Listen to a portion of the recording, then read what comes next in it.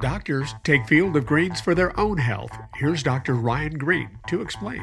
We're like you, too much fast food and not enough exercise. That's why I take Field of Greens. The fruits and vegetables in Field of Greens support my heart, lungs, kidneys, and metabolism for weight loss. And Field of Greens promises your doctor will notice your improved health or your money back. Get 15% off with promo code HEALTH at fieldofgreens.com. That's promo code HEALTH at fieldofgreens.com. Product is not intended to diagnose, treat, cure, or prevent any disease. Tony Dunn, ain't nothing to it but to do it, brother. Let's roll. In a world where Carolina Panthers fans have an insatiable thirst for Panthers news and opinions, only one podcast roars ferociously. It's the C3 Panthers Podcast.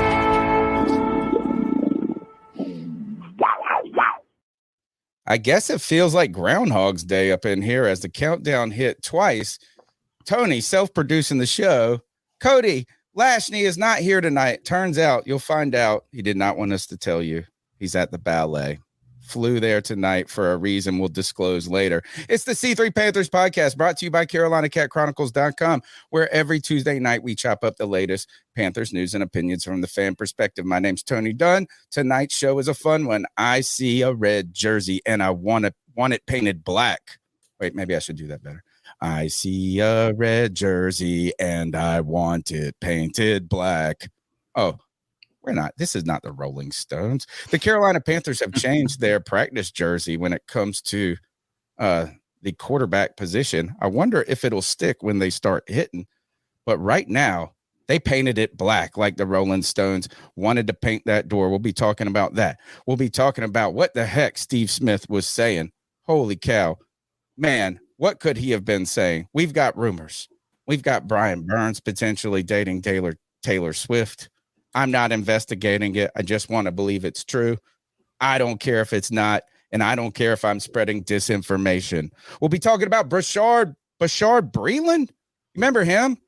Oh, my gosh. His foot fell off, and he was going to be the savior of the Carolina Panthers secondary. His foot fell off, and we got Dontari Poe and Old real quick in 2018, I believe.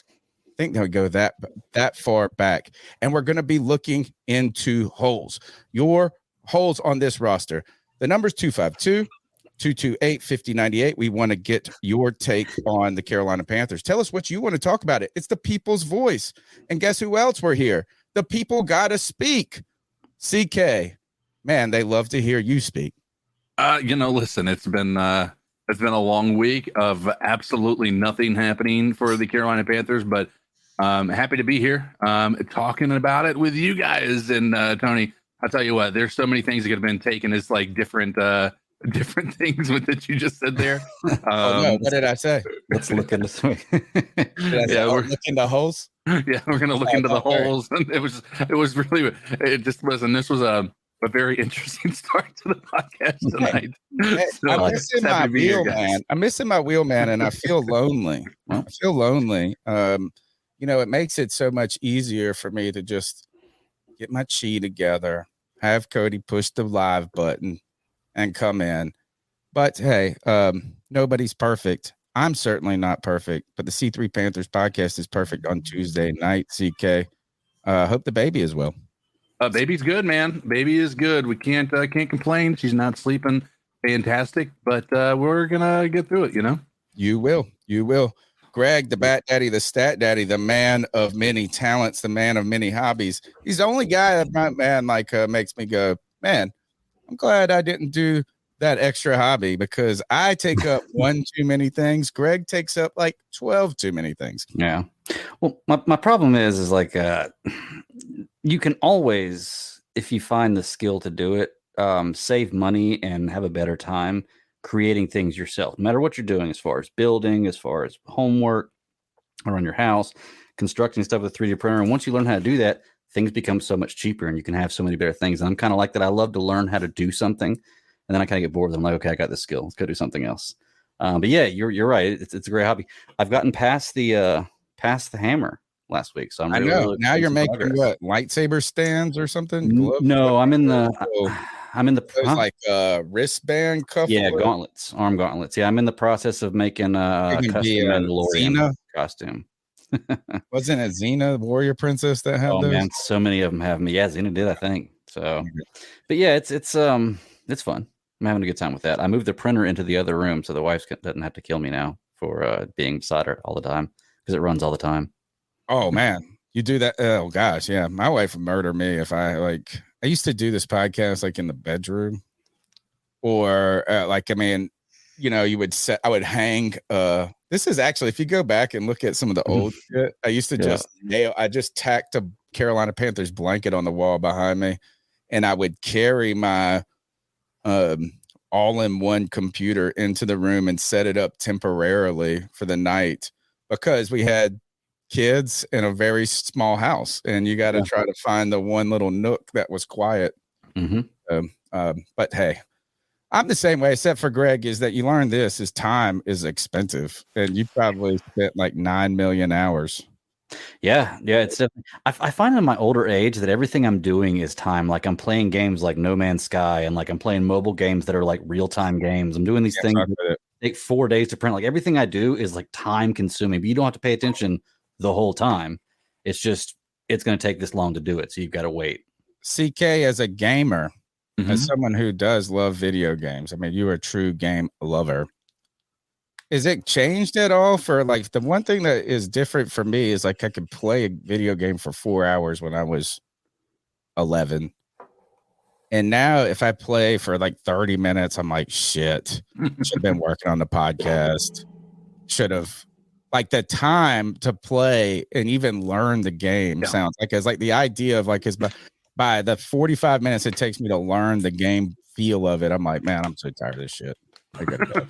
Well, and I've I don't know. There's a certain reward to video games that it's hard to get anywhere else, right?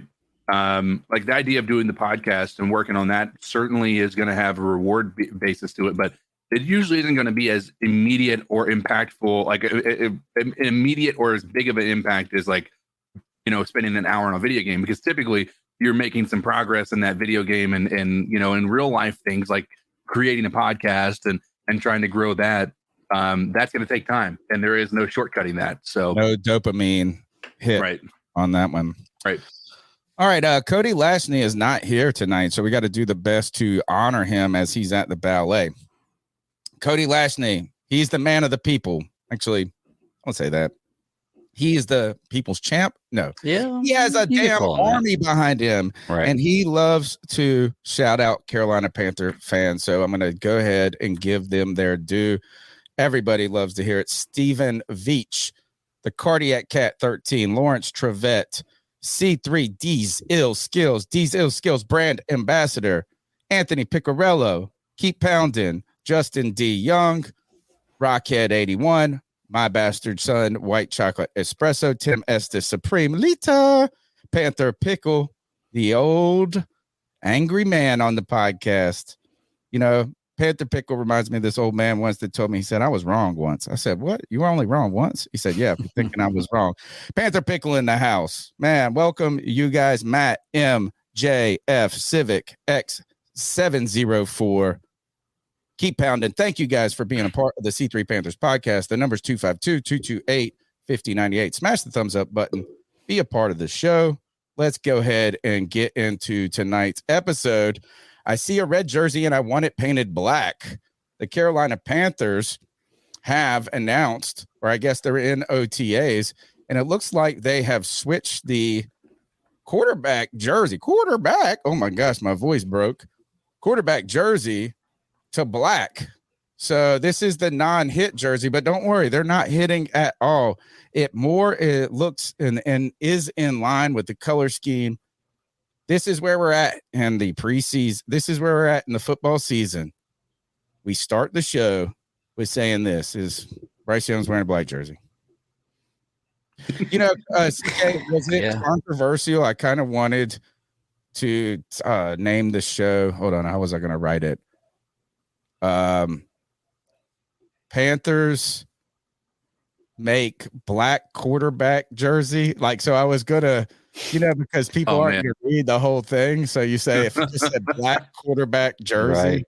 and they're like, what? But they're like, Panthers are all in on black quarterback jersey. That's it.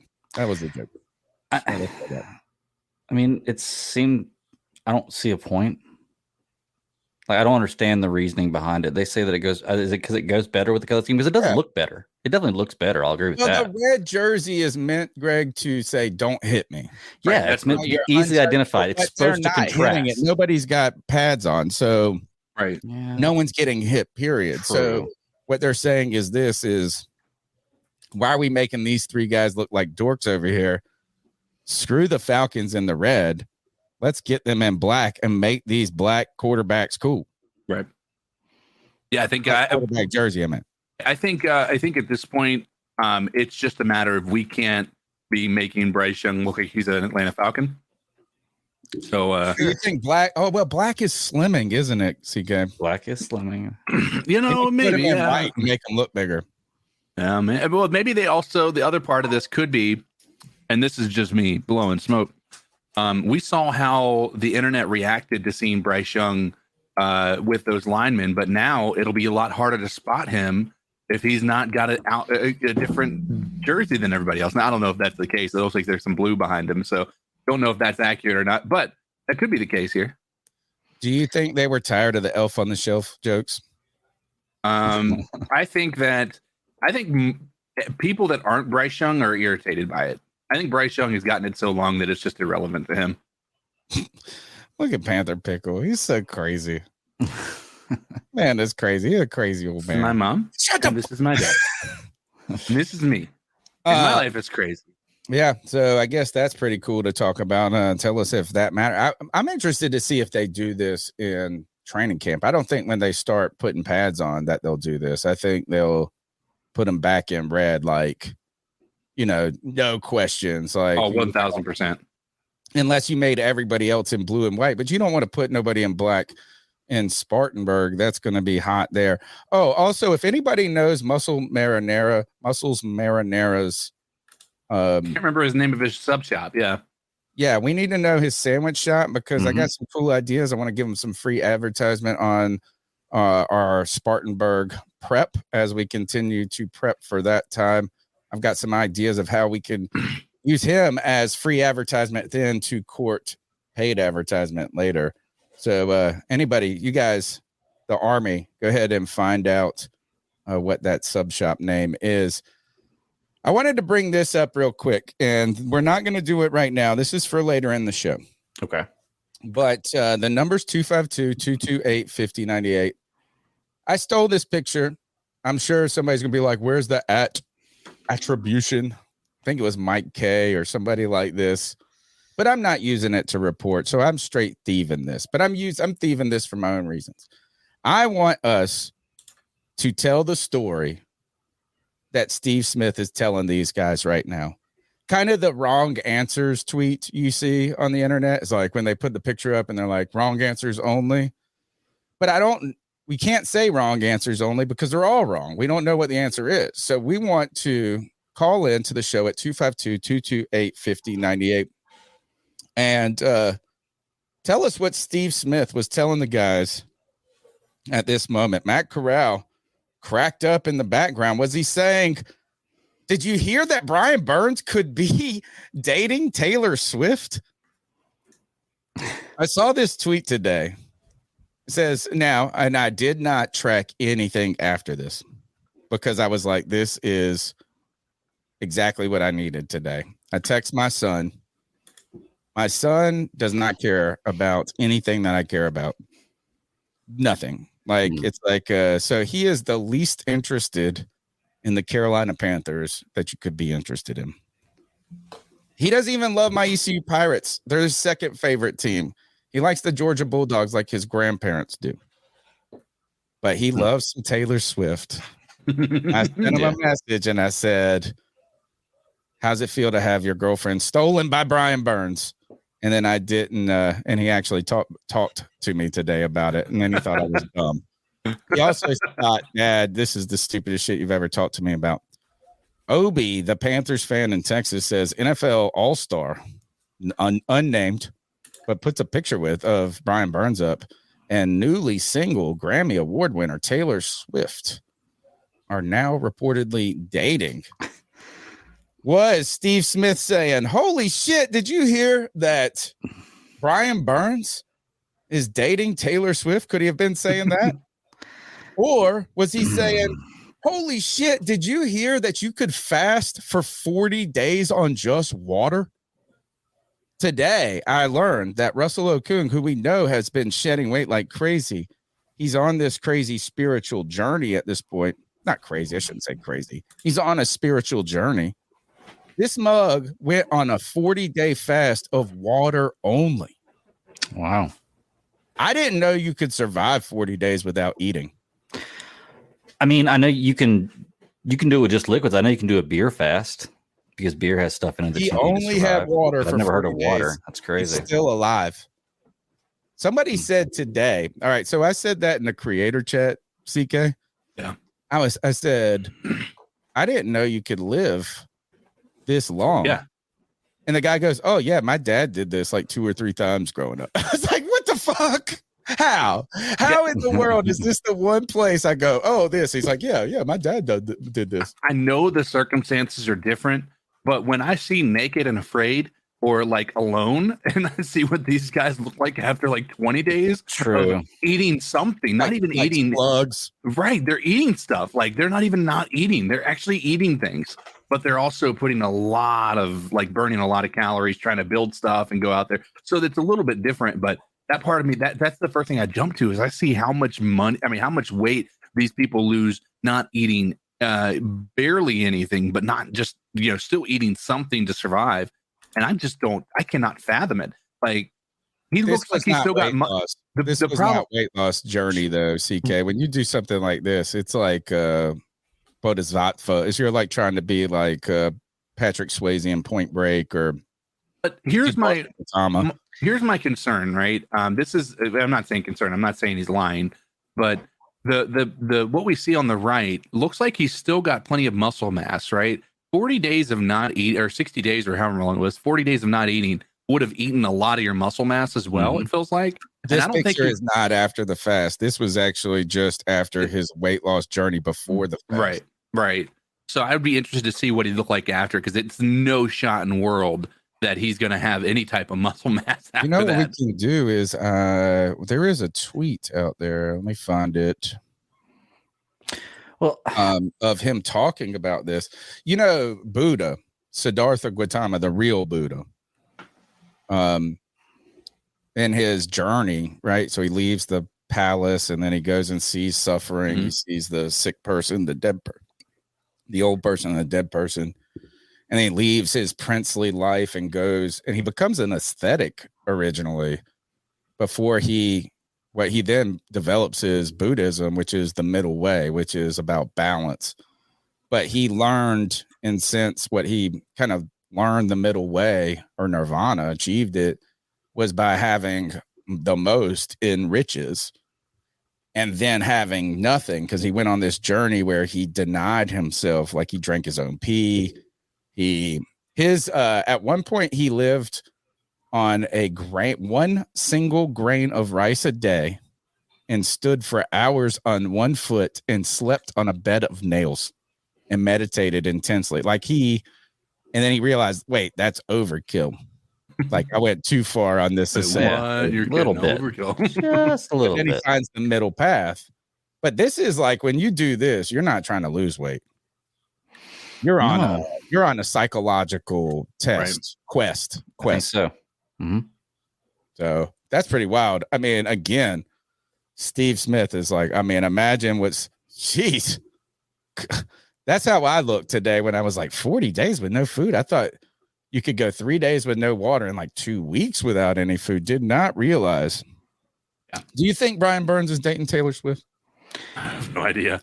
I've heard that it's Aaron Rodgers is to be there's been rumors about that, but that seems a bit, I wouldn't say far-fetched, because like he is he's pretty old, but Taylor Swift technically is probably close to 30, if not 30 already.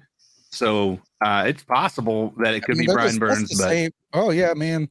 She's a little. Somebody said that he was at the draft, or he got drafted when the draft was in Nashville. Dude, and that's how they met. That's what I saw one person say. Here is Russell Okung actually talking about. I think he's talking about the fast here. You guys hear this? I was going through a transition. I committed my life, 30 years, to the craft, honing it, shaping it, attempting to be the best. These accolades, I wanted it all. I would soon find out it was all empty. Very Buddha. Didn't matter. It was nothing. I didn't have a relationship with my wife, with my children. I didn't even know who I was. So I prayed, asked for guidance, wisdom, and it came to me. I knew at that very moment there was one answer: fasting. Long-term, water only, fasting. Maybe this is the pick. 40 days, no food, only water. And now it's time to do it again. There's more. I know there's more. There's more for the society, for the world, for our families. Everything can be different. He's starting a cult, dude. That's what I was about to say. This sounds very concerning with regards to him doing it again. Like he's got nothing left to be able to do this with. Well, what's the end game? Like whenever he goes into this with like almost a religious aspect, which is fine. I understand people have an awakening, people have things, but like the answer to what you're saying is fasting. Okay, for how long? Mental discipline, I think. Okay. I think another thing, which is, and look, there's real. My mom's super Catholic, and there's a lot of like different groups of Catholic monks and priests and things that do some hardcore denial stuff. But and like, there's also ones who didn't. Oh, Jane.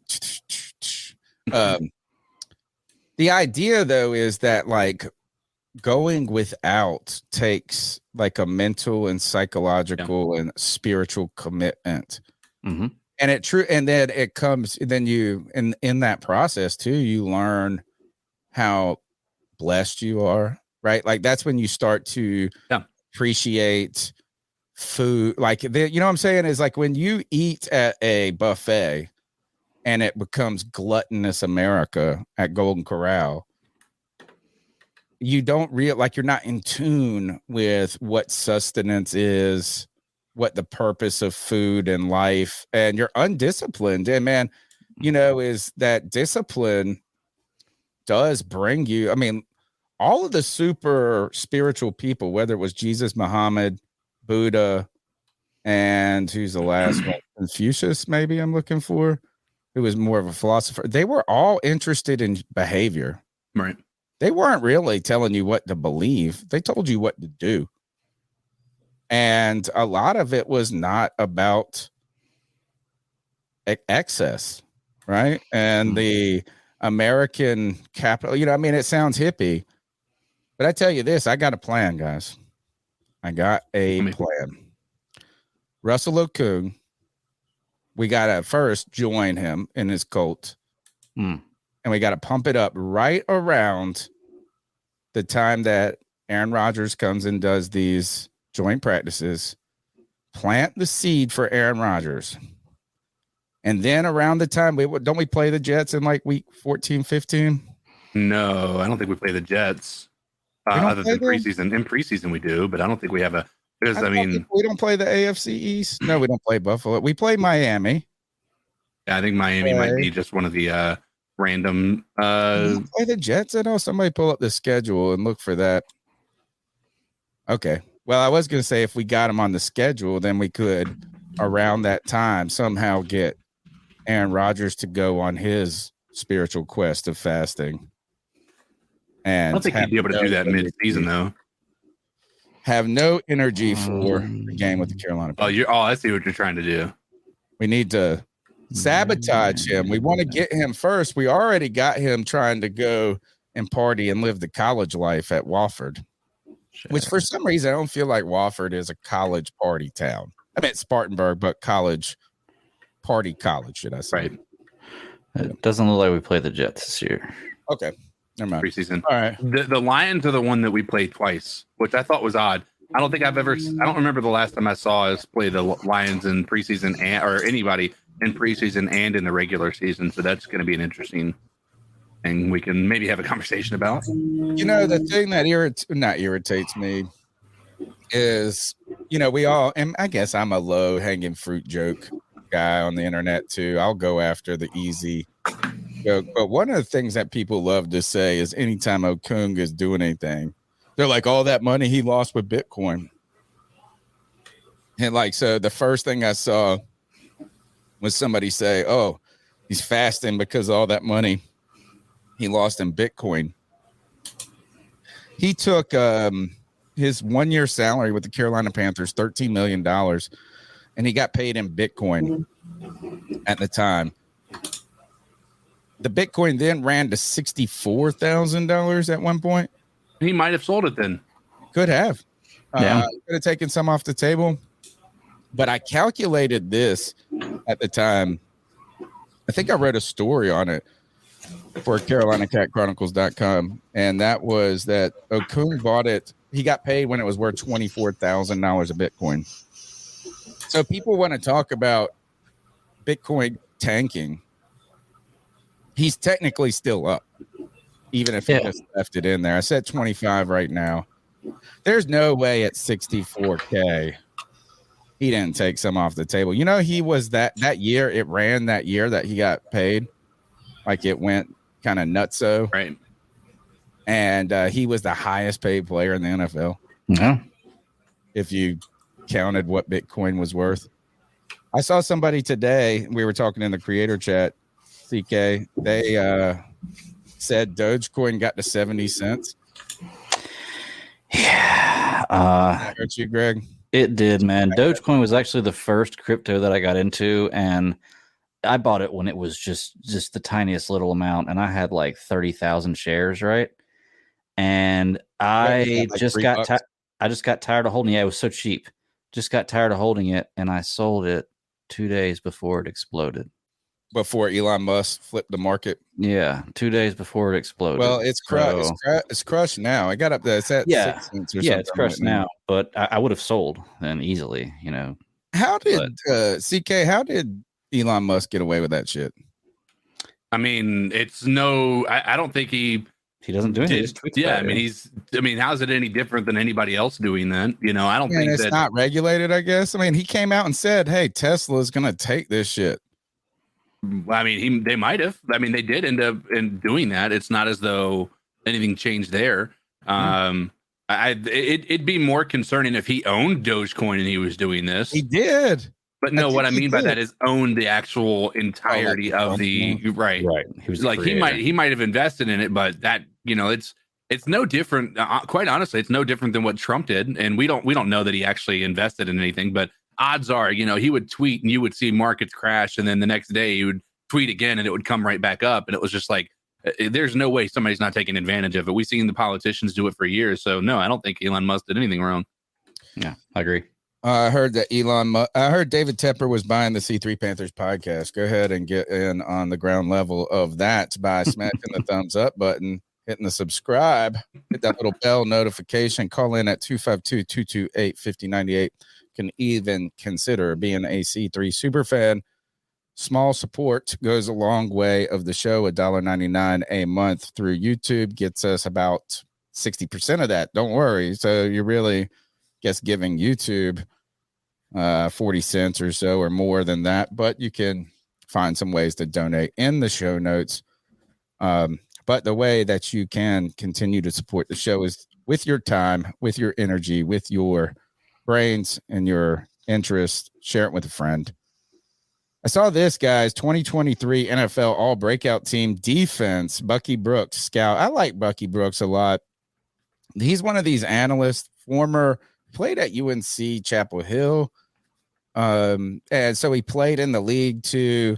Super smart guy. It's one of those guys that they always talk about, like this analyst can become a GM, or at least they used to. His name was floating around in those circles. Maybe that guy who used to cover the NFL draft that went and became Las Vegas GM screwed it up for these types of guys. That white guy, who was he? He's the one that drafted Leland Farrell or whatever. Mayock. Yeah, Mike Mayock. Maybe he ruined it for people like Bucky Brooks, but Bucky Brooks, I always like I like a lot of his takes. He said this as he talked about players that he thinks that on the defensive side that could break out and make some noise. He listed 2 Carolina Panthers and Jaycee Horn, Derrick Brown. Derrick Brown, I hate every time I say this because I'm like, oh, I've been saying this, because then it feels like I'm like trying to convince you guys that my opinions matter. I was never down on Derrick Brown, though. Like, a lot of people found it easy to dump on him when Matt Rule threw him under the bus. Right. Didn't start him that game. And they were like, well, he's a great player, but he needs to learn how to practice and take his notes better, or whatever the hell he was saying. Derrick Brown has played in every game since he was drafted. He plays a position that is unsexy. And he's a guy that was bigger than Russell Okung was. It's not a sexy look, but it's an important position on the team. He's been an important addition to the team. The team has only gotten better since we drafted Derrick Brown. In fact, I would argue that Derrick Brown has probably made has made a bigger difference to this team than Jaycee Horn has at any point. But Jaycee Horn has been a very good player for this defense when he's been available. He said today, I can't help bone breaks. Bucky Brooks interested in this defense. Jaycee Horn, Derrick Brown. How do you feel about Jaycee Horn and Derrick Brown? You guys pick your poison, who you want to talk about. I mean, I'm happy with talking about Jaycee Horn. I mean, it's been a question of availability, and I know that's the problem.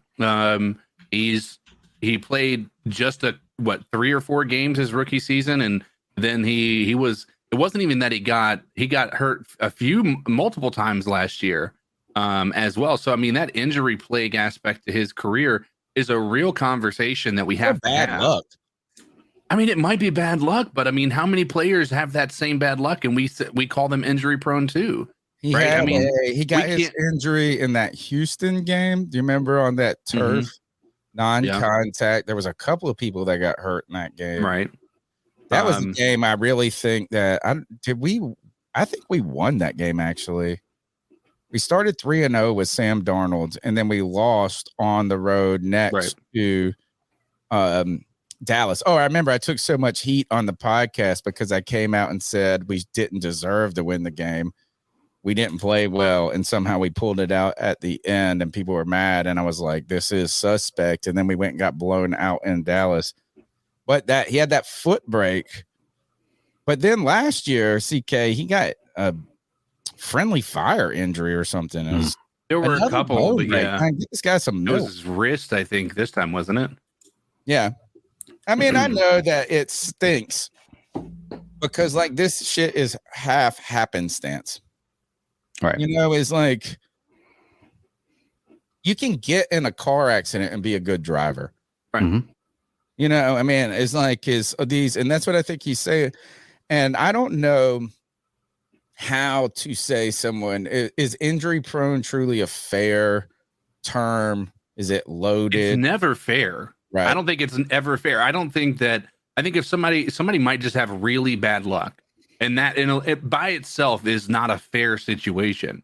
But by the other piece, there is a part of this that comes into play where you have to start talking about the impact that's going to have to their ability to play well, right? It's not even that they're easily going to be injured necessarily, but you know, there's sometimes, I mean, you talk about what happened with Thomas Davis. I mean, the fact that he got another opportunity is an outlier. It's not something that happens often. Mhm. So he got an opportunity when he shouldn't normally say get an opportunity. So I mean, to me, I don't think that there's anything necessarily wrong with saying injury prone, but I do understand your point is to say that it's not a fair thing to just say that somebody's injury prone because of You just have bad luck. I think you're right. Is you're not injury prone as much as just bad luck as that we're hitting. Somebody, I think White Chocolate, I think Kev said in the chat, Greg, he said bone breaks are different than ligaments. So trying to find a silver lining in this. I'll tell you one thing is I accidentally and with terribly bad luck broke my thumb a few years ago. No. In 2020. And I had to get surgery. I had to get screws put in. They put 5. I mean, just first of all, your thumb turns out to be a motherfucking important digit on your thumb. Yeah. Right. They did a great job with all the surgery. Is incredible. All of that. And I healed pretty well, but my shit still is not the same. Yeah. Sorry, it never will be the same. Like, I mean, I think Tommy John surgery is the only way people are improved right now, or fake tits. The only surgeries. What other surgeries improve you? Kidney transplant. Just for the sake of it? Is it? You mean just for the sake of it? I don't know. Like where you get a surgery where it's like you come out actually better. I don't think the time is like if you have a knee surgery or back surgery, it might help remove a tumor. It might help your problem, but you're never better than when you were actually healthy. That makes sense. Okay, yeah, I got you. I mean, until you start doing the augmented, including technology into your body, there's not really a surgery that's going to make you better than you were prior. Well, fake tits will enhance you. No, just. Have you ever touched just in the eye of the beholder, though? Not necessarily. No. You're not necessarily physically healthier when you get. You remove, and I could be wrong, but you also impact the ability to do the things that you were naturally supposed to be created for, which is breastfeeding. So that's a fair point. But what if you don't want to have babies no more? And half the people don't want to breastfeed anyway after a month. Yeah. Well, there's some information that I would recommend people look up saying that if you breastfeed for the first 12 months at least the first 12 months, your children are 37 more likely to have high test scores and 25% less likely to fail English. I hope that is corollary, but hey, I mean, there's a debate on whether that's causation or correlation. I'm sure it does have something to do. It does affect sense. I guess you know what? Who does it improve it for?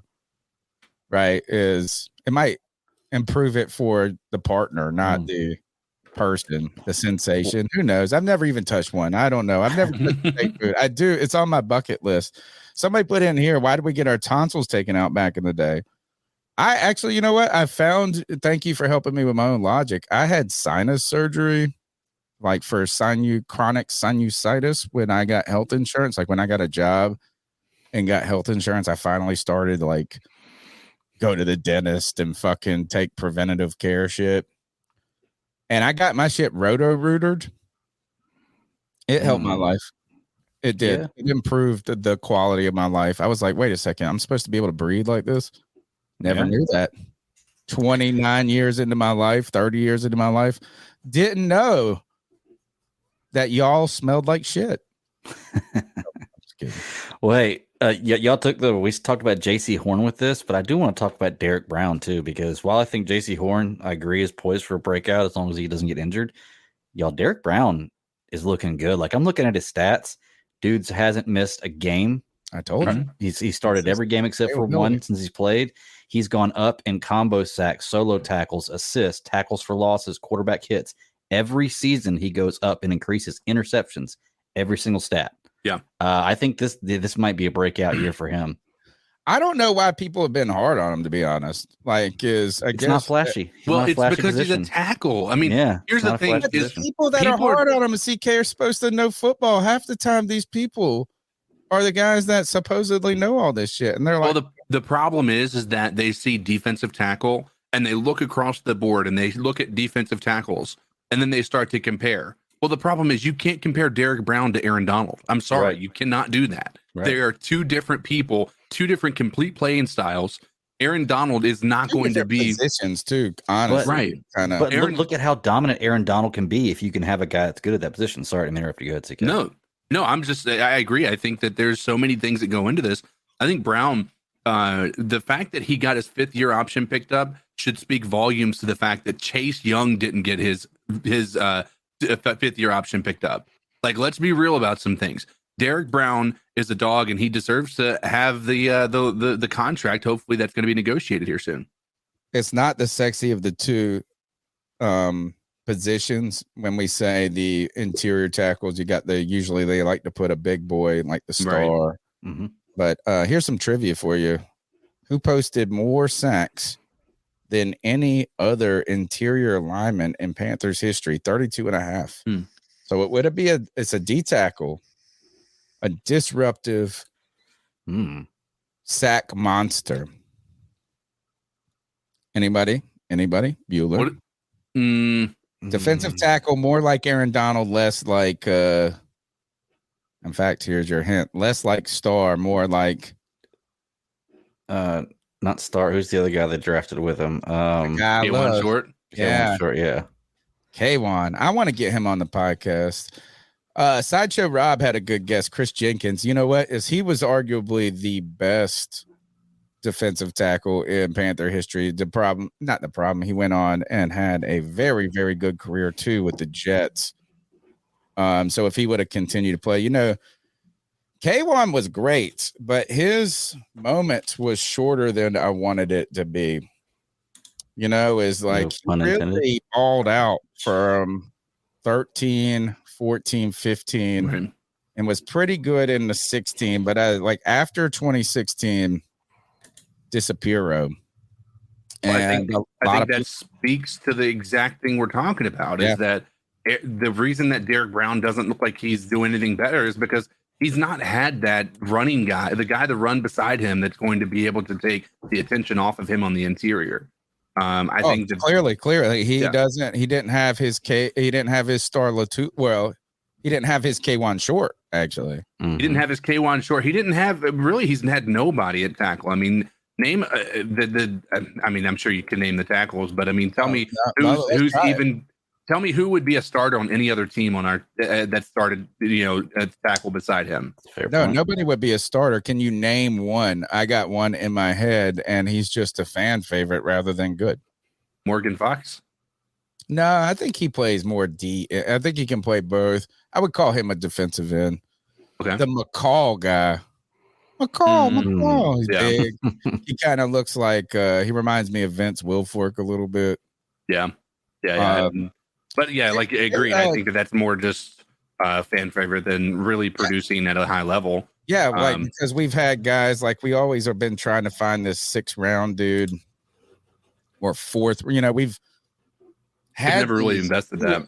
Yeah, who is it? We've got a couple of them that they have one kind of good season their rookie year. They've been a 6th round pick. I mean, I would say this is probably the first year that they've invested at a pretty, I know Shy Tuttle isn't like a needle mover, but he was at least a starter on another team.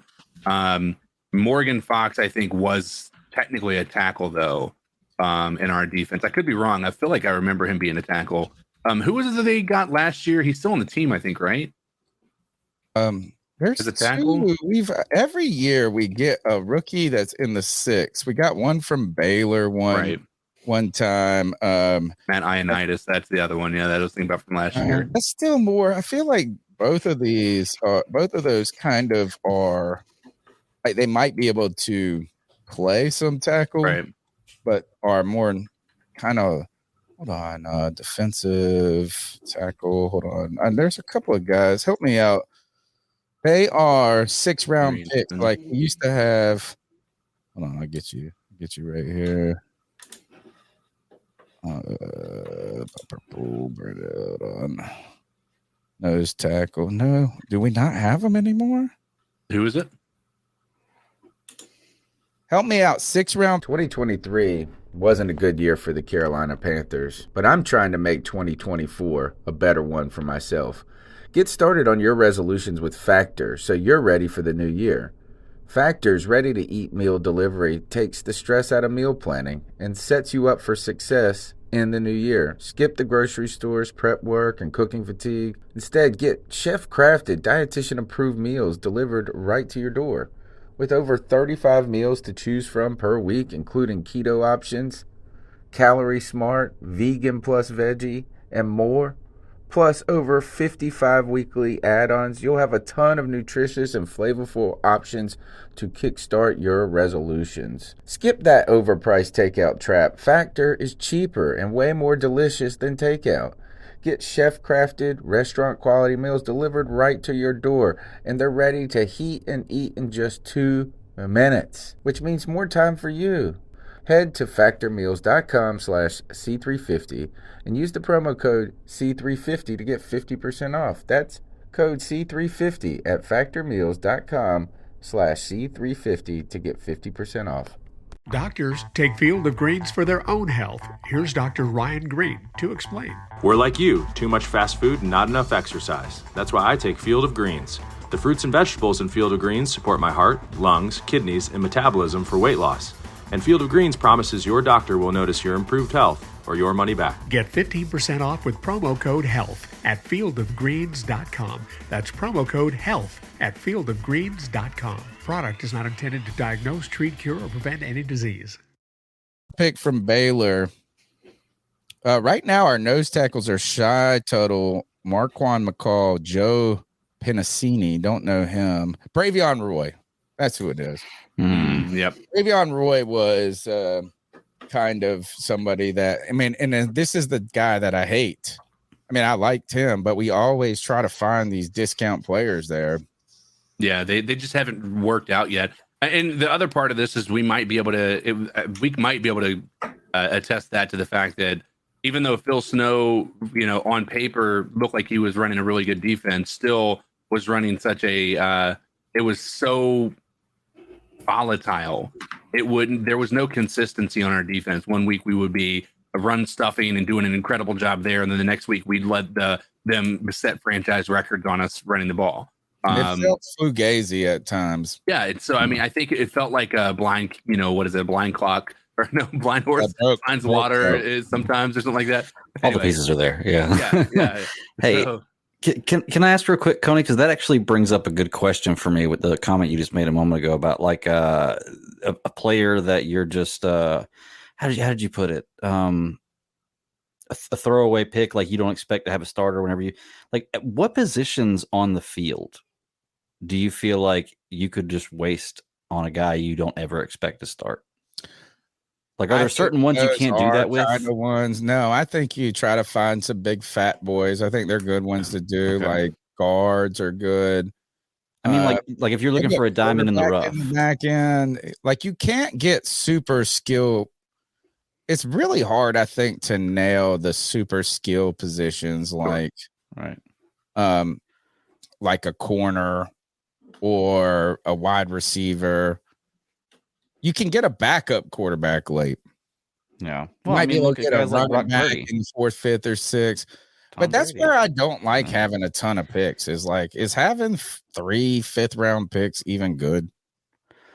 No. But here's the way I look at it is I think that you can invest a kind of throwaway player into any position on the team. It's just that when I draft this guy in the 6th round, if he ends up being a diamond in the rough, awesome. But I'm not pacing my future on him doing that. Sure. And I think that's where it kind of goes. I think you base 1, 2, maybe even round 3 on guys who are going to be 1 and 2, definitely guys who are going to be starters and play for this team. Everybody else you're just kind of throwing the dice at. And if it doesn't work out, it doesn't work out. But I feel like for me, that's positionless as far as what you would waste a pick like that on. It's not wasting a pick. You never know where you're going to find these guys. I don't care about. Yeah. Defensive tackle, guard. Yeah, but what if you find the guy there? Yeah, that's why you do it with those. Yeah. That's why you take those later flyers and you hope that they turn out to be somebody, is like all of a sudden the receiver going to be. I mean, maybe sometimes you can find these diamonds in the rough, but as they brought that up, I asked fans today, I think I'm going to start doing this more on the day of the show. So look on our Twitter, YouTube, Facebook, Carolina Cat Chronicles, Instagram, wherever we try to put everything, where I try to find a way to get some energy to post on all these damn platforms. But I want to ask you guys, it's a good time for me to ask you guys what you want to talk about, right? So I asked the fans, like, hey, what do you guys want to discuss this week in a slow news cycle? And one of the people, and I'm going to start doing a better job of grabbing their tweets too and featuring those in the show. I've got one coming up in a moment. But they asked, where are the holes on this? I'm going to find them real quick where are the holes on this team? Like, we're excited. And this is something, and I forget at times as a host of the show and someone who runs the Twitter account, someone who runs the website, who's always talking with my friends about this, is like, sometimes this feels like old news to me because we've talked, it feels like for me, ad nauseum about this stuff. And we've delved a little bit into position strengths and weaknesses on the podcast, but not everybody's going to listen to every moment of the podcast or follow every single thing so I have to remember too, that like, hey, we need to talk about the things people want to hear. And he was asking about this, and I'll find the tweet in just a second, is where are the weaknesses on this team? And this is a very important question to me. Or not important. We're just so overwhelmed with optimism when it comes to Bryce Young, number 1 draft pick, and this Avengers squad of coaches in the wake of the most ridiculous coach in Matt Rule. And I'll tell you more about that in a moment. But where is our optimism maybe becoming rose-colored glasses on this team? I think between the 3 of us or the 4 of us, it always is.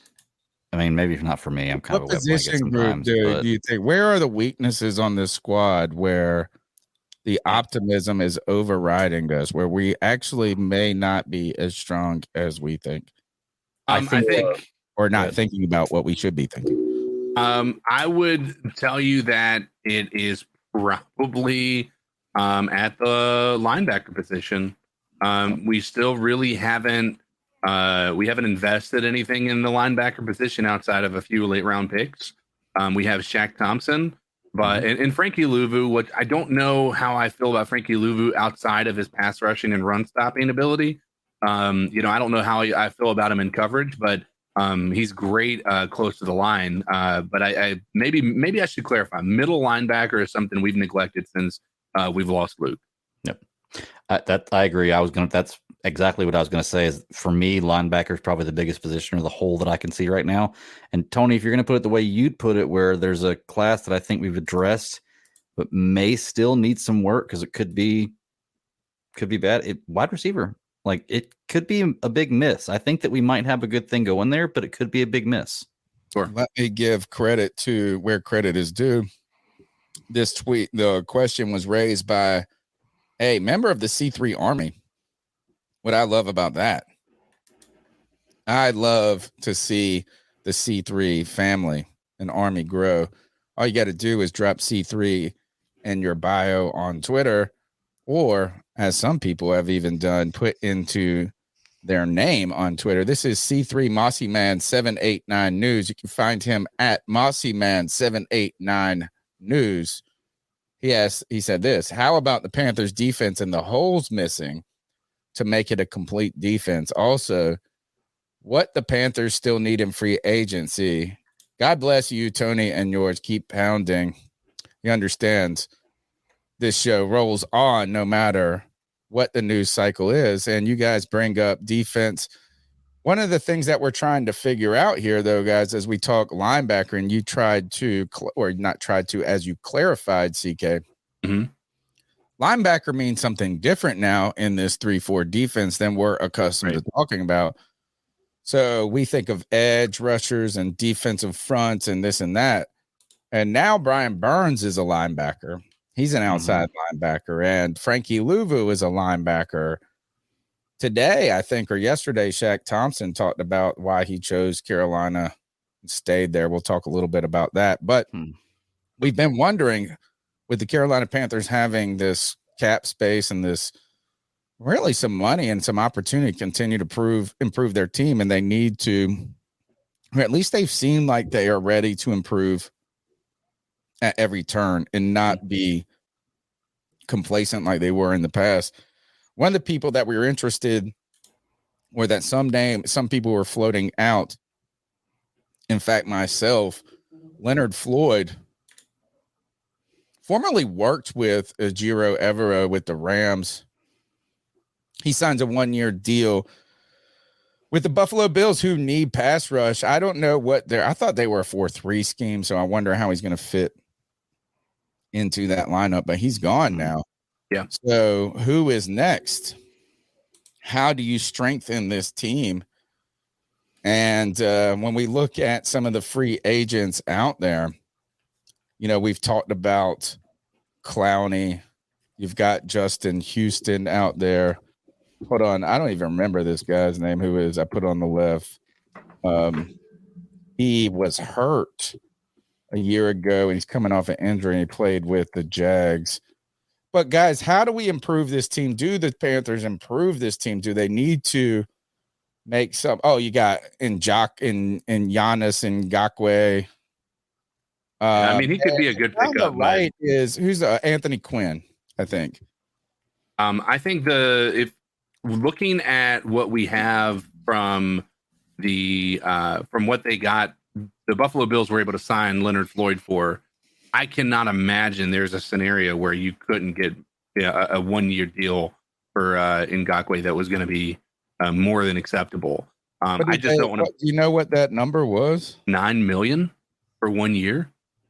It's doable. Not cheap, but it's doable though. It's not cheap, but when you think about what these guys, I mean, that's telling me that maybe the market isn't what these guys are hoping for the defensive tackles, and so I think that's probably a good thing, or edge rushers, I should say. Yeah, I don't know that Ngakoue, now that's happened. The other part of this is it's very possible the guy goes to KC, right, and finishes up there. Tries to chase rings more than they've already done. So I don't know what our chances are with a lot of these guys. We also are missing Zeke Elliott on that list. Yeah. Yeah, I don't know. I don't know if I guess these guys would help. Like, we could benefit from adding a proven, experienced player, but like Justin Houston, Anthony Quinn, these guys, Clowney makes these guys look young. These guys make Clowney look young. So like Justin Houston's like 34. He's up there, and he's already ring chasing. He's already done that in Kansas City. I think that he might go back there on a just to try to get as many rings as possible. Because a lot of times when you're at that point in your career, you're just chasing the Hall of Fame figures, and the way you get in the Hall of Fame isn't just breaking records, but saying you have 3 Super Bowls to your name or 2 Super Bowls or what have you. That helps a lot with the Hall of Fame resume. That's probably what's held Steve Smith back, to be honest with you. Yeah.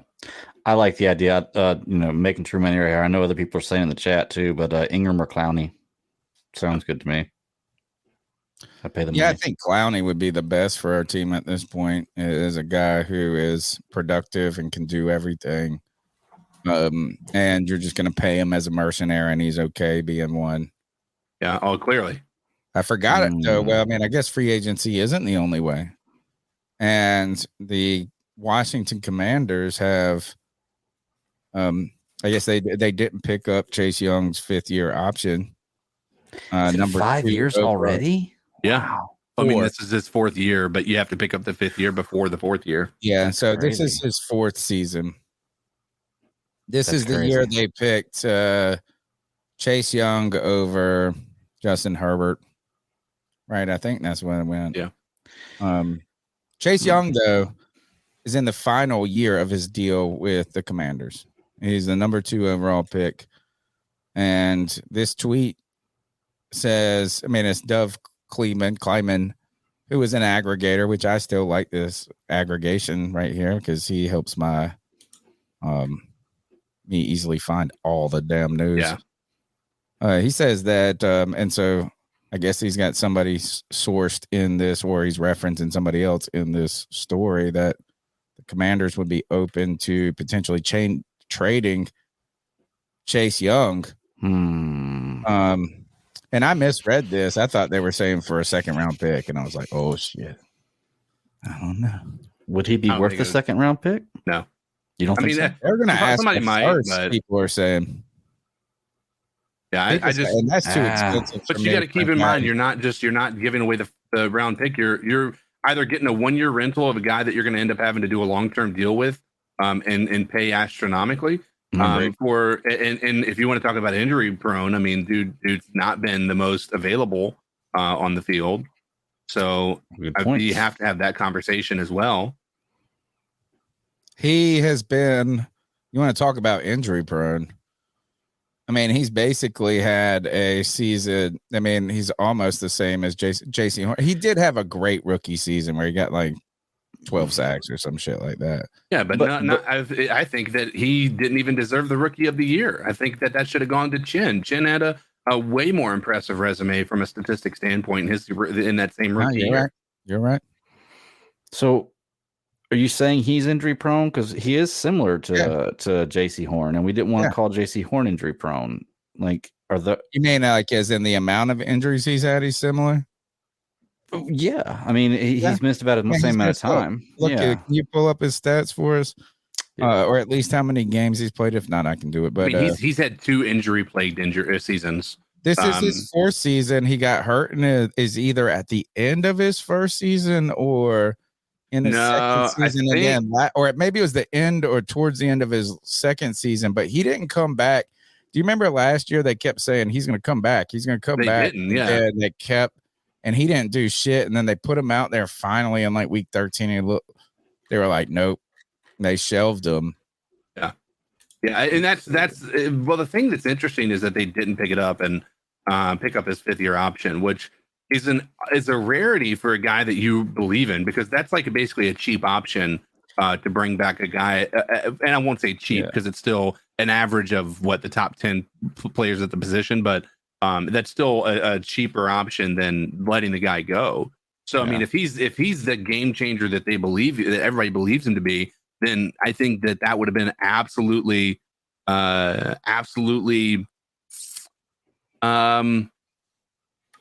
I think it would have been a no-brainer for them to take that 5th-year option on him. Overall pick. Fuck yeah, man. If he's, I was gonna say he started 15 games his rookie year, then 9 the next, and 3 the year after that. And those 3 were at the end, and he was shellish, not jealous, shellish. The question is, again, that kind of goes back to with like, and really in a kind of an important argument that maybe like what the Houston Texans were kind of facing this year. You heard rumors that they were not in love with anybody but Bryce Young. And some people were saying, oh, they're going to just pick a defensive end. Yeah, they were just going to go. Yeah, they were going to trade out of the top 2, or that number 2 pick, and just pile up on picks for the future and whatnot. But a lot of smoke screens on that. Mm-hmm. And it just goes back to this it kind of, I guess, makes me think when the Panthers having the number 1 pick is, I mean, there's a world where you could have not gone quarterback. I mean, the Jags, I think, have done it before. But my point being is like, even the best of best defensive ends can only change a terrible team, but so much. Right. And while he's run into adversity in this case, remember, I think Von Miller went number 2 Cam's year. Yeah. You could say maybe he help that defense take such a crazy step. But but I mean, they had so many pieces on that defense. They added them. I don't remember the order of it, but the Commanders they haven't been able to go over that hump, and they have like the best names when it comes to their defensive front over and over. Like, they should have just taken the risk and picked the quarterback. Yeah. I wonder. Do you guys feel like, and I know this is a Carolina Panthers podcast, but how long into the season do you believe that Ron Rivera has before his time is up? Oh, Oh, not this long. is I his think he's last already season, done. bro. Yeah, he's already done. He is. He's walking into this like Matt sacrificial Rule was his lamb last right now. year. Yeah. I would say, well, I would think it's a little different than Matt Rule in that Matt Rule could have, in theory, hopefully, not Saved hopefully, his but job.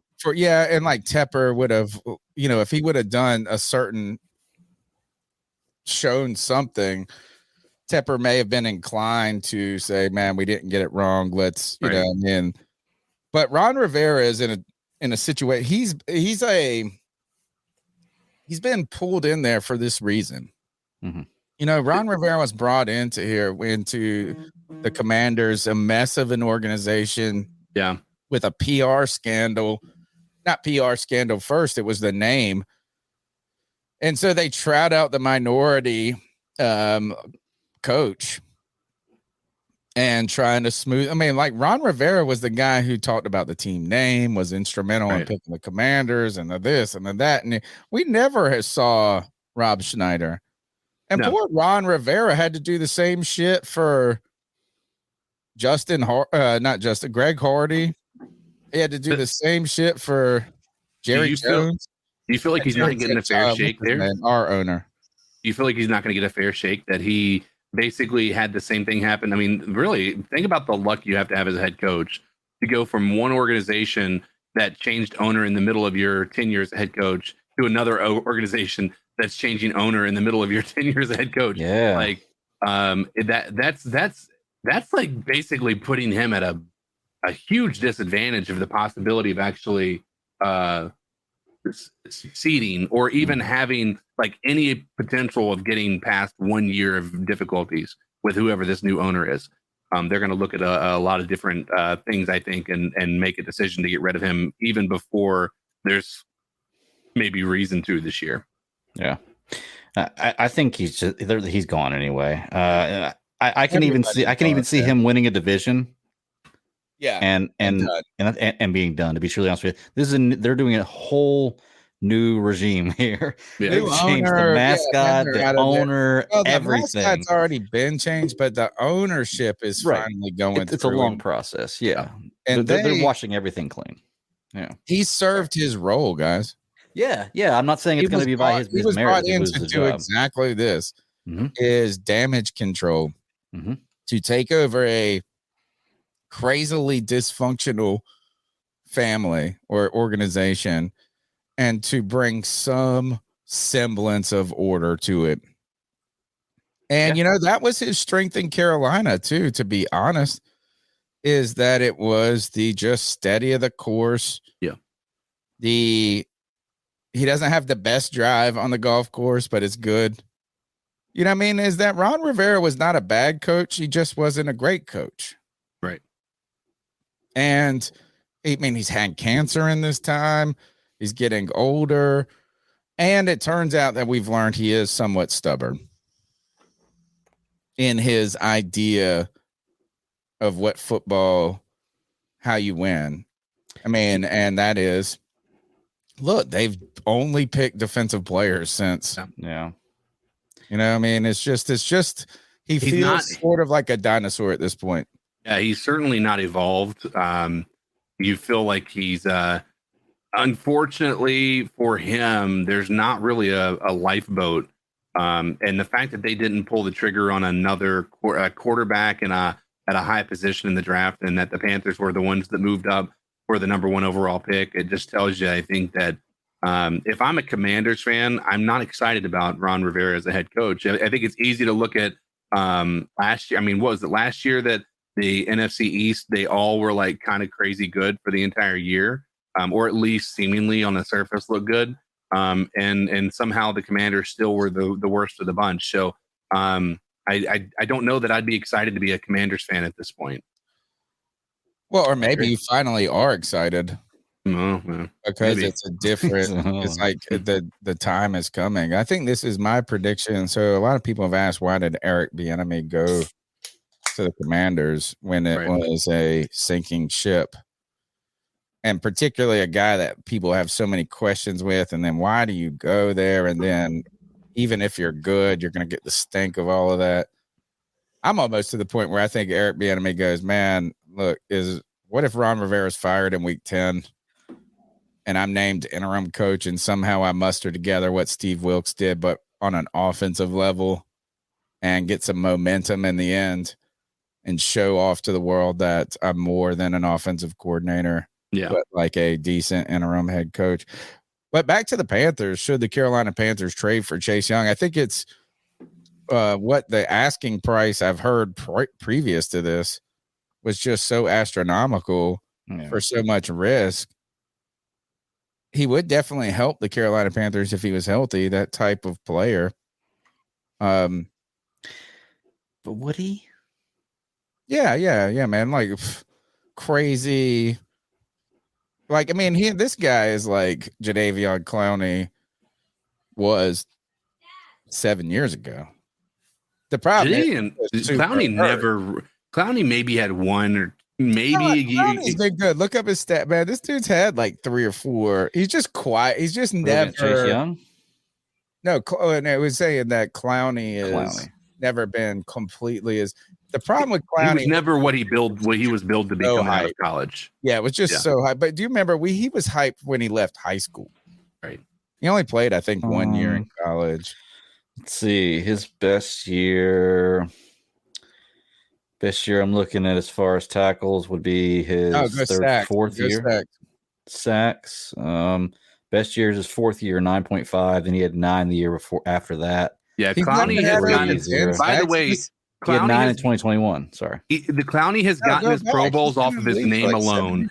Clowney has not gotten Pro Bowls because he was a game changer. Clowney has been a road warrior who's gone from different teams to different teams, and he hasn't been. Yeah, he's a mercenary, but he has never been a game changing defensive end on anybody's team. Yeah, no, he's never had double digit sacks, Anthony. Never won. 9.5. I mean, it rounds up to 10, I suppose. What year was that? That was 2017. He's been around since 2014. Is 2021? Did he have sacks? Anthony's saying he had 11 in 2021.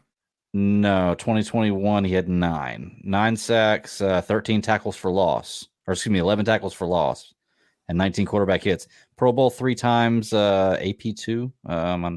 I don't know what that award is. The problem is, look, Clowney's been hurt. He's like Chase Young. He's been hurt his whole career, except for Clowney finds a way to play. No, actually, he started in most games every year. Like he finds a way to play. Yeah. Like his when he got drafted number 1 overall, I think he had sports hernia surgery, like right at. I mean, it's always been him recovering to a certain degree. That's the thing. The thing I have, the hype is so big. CK, you brought it up. Is like it was like his name is the only thing that it's easy to recognize because he's been on good teams as a mercenary, and I won't doubt that. But I haven't seen enough from him to warrant any type of contract, right? And a lot of people, and I'm not saying anybody in here, but a lot of the people that want Clowney are the same people who don't want to pay Burns, who's had more double-digit sack seasons than Clowney ever has in half the career. Mm-hmm. So, I mean, that's my biggest thing is like, I don't want to pay a guy who's gonna come in here for 1 year and move on to the next team. Like, we need somebody who's gonna be here for the long haul. And Clowney has clearly been just a road warrior. But don't we need at least 1 or 2 of those players if we can get them that are just going to be here for a year to come help us out?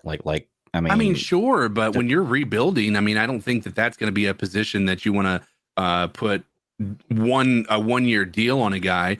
And if he does only cost $5 million, maybe you do run a flyer on him, especially at this point in time. But I just also think that he's a bit overrated just from what we've seen. Are we leaning towards this, CK? Is that, and I have fearfully been thinking this myself as we've had this discussion about the need to put somebody else on the other side of Brian Burns or whatever it is, the need to bring in more talent. Are we kind of to the point where we're like, we're going to have to make do this year on this defense and try to extend Burns and find a way to make this team better when they're better, when they're better instead of like, it's one thing for Panther fans to get their crazy hopes up about like how we can go win 11 games or some shit, but Scott Fitter and them have to also be more realistic than us or more tactical. Maybe they're saying this is we're just going to have to find a way to build this defense as it is. And then next year we're going to fucking invest maybe somewhere in the draft or, right, or free agency. Then does it feel like we're going to add on this defense at this point? Rashard Breeland's out there talking about how he wants to come to the Panthers. I don't even care. I mean, he does play corner. I'm always sick of this. Why is he wanting? What's the reason that he's talking about this? Like, what is the? Let me find the. Maybe he likes the coach, likes the idea. Look, there are some people who look at the Carolina Panthers on the players level and look at us and see a team that's building something nice here. I mean, we got some good coaches people like to play for, and that's what I think is worth at least asking is if that is the reason. I think that's worth applauding the coaching staff for putting together a team and having the tenure and maybe even the quality of coach that makes people want to come here and be a part of something bigger than just a one ring chasing year, right? Yeah. And that's why I think. I mean, to be honest with you, I think we're out of the sweepstakes on many of these guys, especially now that you see Leonard Floyd signing a 1-year deal. I think a lot of these guys are going to be chasing a ring and doing that same thing. Or maybe they're just going to realize they're not getting $9 million. I mean, maybe the Burchard, and I think I've always pronounced his name. His name is Bouchard. I've always called him Bouchard Breeland. He's one of these motherfuckers I hate. And I don't hate him. I don't got a problem with him as a person. I always love certain players when they're like in free agency and the Panthers can't get them. They can't afford them. And then somehow we get their stupid asses 5 years later. The guy that I will is like, I need to give we'll call it the Jairus Byrd Award. Jairus Byrd was a top strong safety. He had a great season with the Bills. The Panthers had no safeties. This must have been 2013 or 14. And somehow he's going to be the biggest fucking paid safety. Oh, we don't have enough money to get him. We don't have enough money to get him. The damn Saints didn't have any cap money, and they got his ass. Right. But then we get fucking Jairus Byrd like 3 or 4 years later when I don't want Jairus Byrd. I want the Jairus Byrd of 5 years ago. Bouchard Breeland was the defensive free agent. The deal was inked, bro. It wasn't even dry on the paper. This was 2017, 18, the year that we got Don Terry Poe. And actually, this was a good. Remember, we had just fired Dave Gettleman in mid-season, so this would have been 2018 probably or 27. Man, when did Gettleman get fired? Like the 3 weeks into what year? Maybe it was 2017. Can I ask you a question? And I think it's worth at least. I would ask the question of why he would want to come here. Do you think it's at all related to the fact we have the second most cap space? Well, I mean, I would, if I was a player, I would definitely be courting those. But you're going to hear from him right here, and you're going to see some different words about it right here. It's like, let's do it. But I did want to bring this up just before we go, and then you're going to have to cover me, and you're going to respond to the clip because I got to go get my phone. The way this happened, and if we could just find the year, if anybody could tell me, I think it was whatever the year Dave Gettleman got fired. Hurney comes in, kind of a difficult situation or something, but Hurney strangely put together one of the better off seasons, it felt like. And we nailed Bouchard Breeland, who was like we didn't have a secondary. We had just lost all these corners or whatever. And we're like, oh, this guy's going to make a fucking difference. And then we sign him and he goes and plays golf or something in the Caribbean and hits a golf ball hit his foot or something. He got like an foot infection and he couldn't pass the physical. The Panthers then didn't sign him. And that was like our main play. And like you missed on your main play and then you're scrambling. We went and got Don Terry Poe and we were like, oh shit, Don Terry Poe is going to be like great second get. Great second get. We thought that motherfucker sucked for us. But I think that. Go ahead. I was gonna say, I think that's also a reflection of the fact that he didn't have anybody to help him. Gerald McCoy. We got Gerald McCoy that year too, and stupid ass Gerald McCoy. Another guy who is like the name was bigger than the play. Right. And Gerald McCoy was smart. He was so well spoken. He brought the fucking icy truck out there. He made everybody. It was like, thank God. We thought we were like, oh man, the Bucks were too hard on him. Gerald McCoy did shit, man. Again, too late to the party. Here's Bashar Breeland talking about it. It's a short clip, guys. So you cover me. I'll be right back. All right. The team that I feel like will fit me right now, like in my career, what I got going on, and as far as my personal things, it would be the Panthers. I feel like that'll fit me more. I lost a deal with them during this time, the rocky time of my career, and it's back home, so it'll be a lot of hurdles that I jump just by playing for that one team.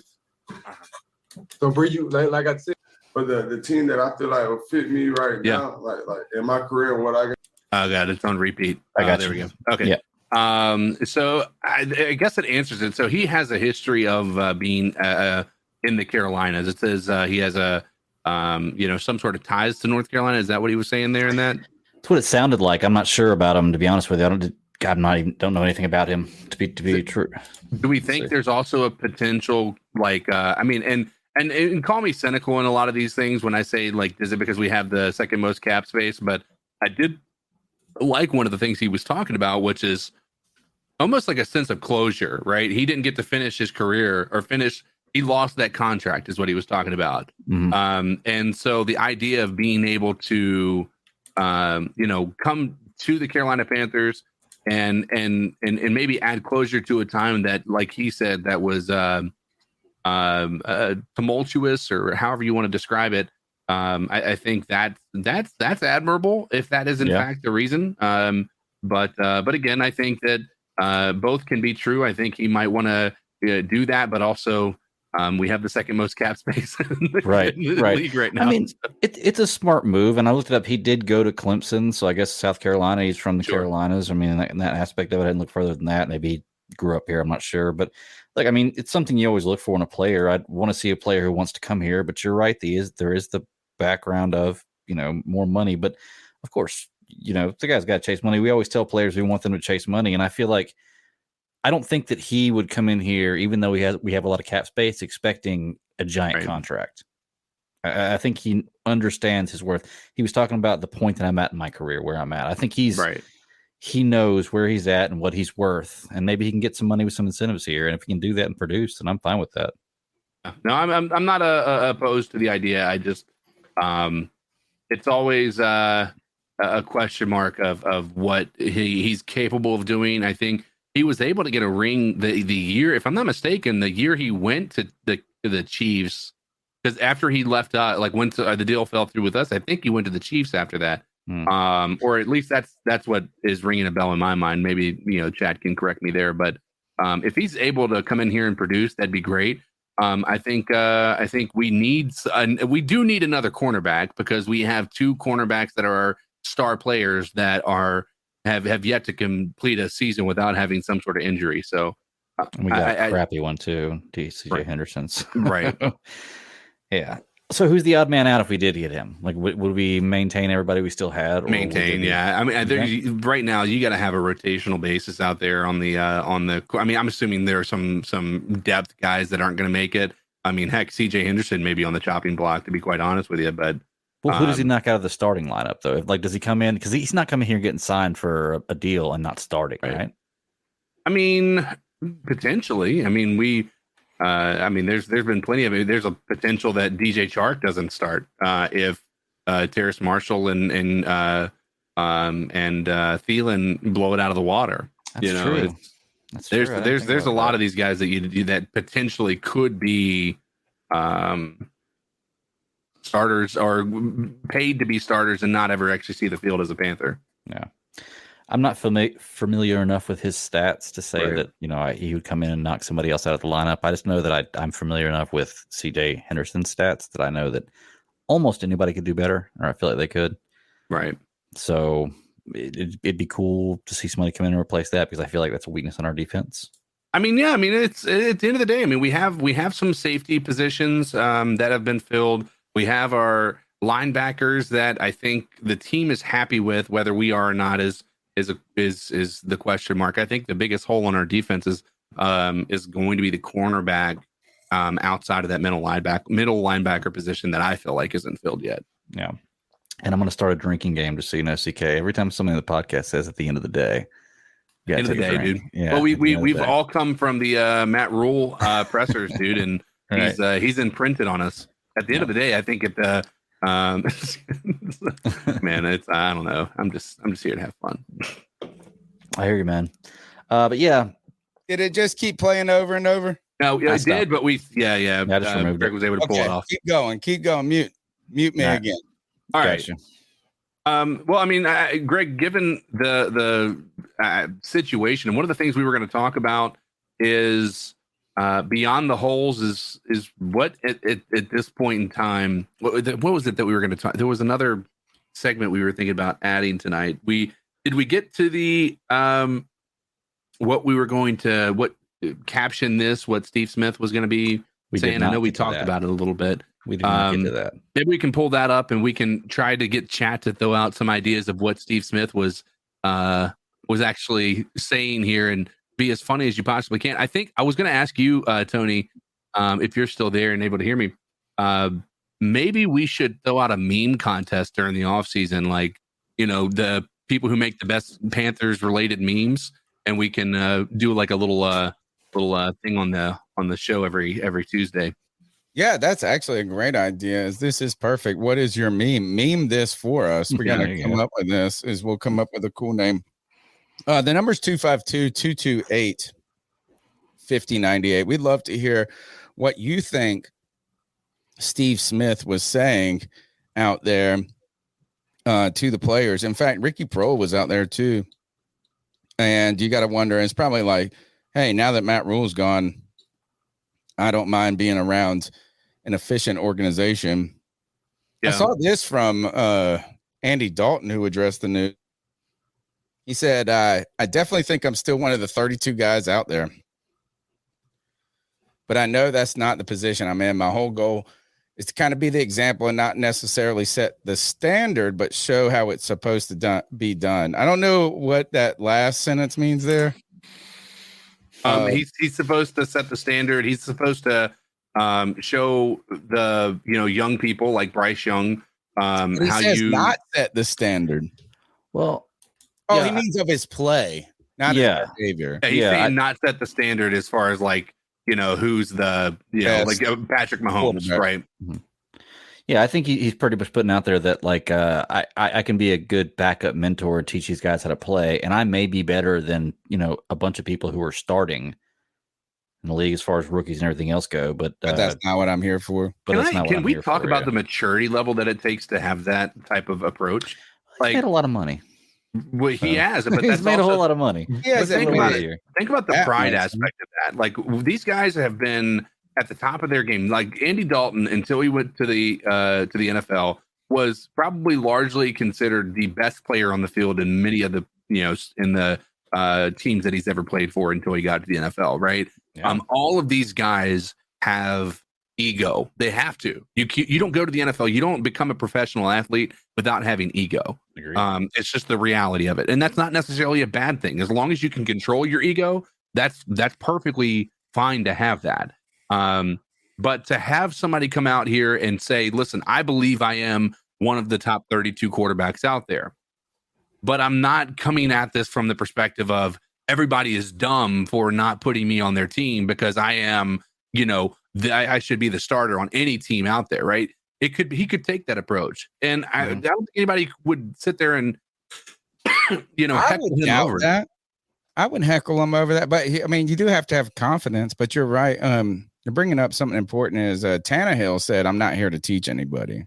Right. you see a lot of these guys, they're going to go out with a very bad, they're going to leave a bad taste in a lot of people's mouths, fan bases and people management, things like that. If Tannehill ever wanted to go into coaching, that statement alone is going to be reason that he will never be hired as a head coach or a offensive coordinator or a quarterbacks coach, because he is showing that he is not a person who is willing to mentor or help someone, even in a position where he is now, where he is clearly at the end of his career, right? This is not the writing's on the wall.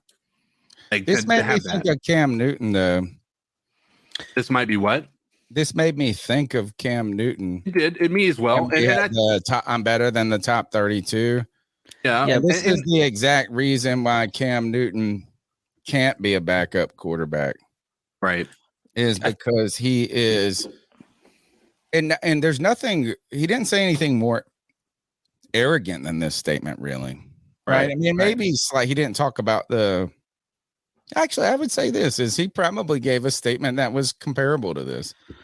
Well, I think the the difference is that Dalton can be in the background of the picture, and Cam Newton is always going to be in the forefront of the picture. So I think Dalton is saying this is like, hey, look, I can play this game at a level that's better than people give me credit for. A, B, that's better than a lot of people in this league. And C, you have to have this attitude if you're a quarterback in the NFL. Like, you have to believe in yourself. It was like we've seen quarterbacks who don't believe in themselves, aka Jimmy Clausen, and you have to be able to shrug off an interception. You have to be able. Even Frank Reich said this recently: is like, we don't need you just checking it down. We need you to go for it, and have the balls to go for it. I think he's saying I have all those things, but look, I also know where my bread's buttered. And like, I've got a good 12 or 13 more $1 million to make in this league being a backup quarterback. Yeah.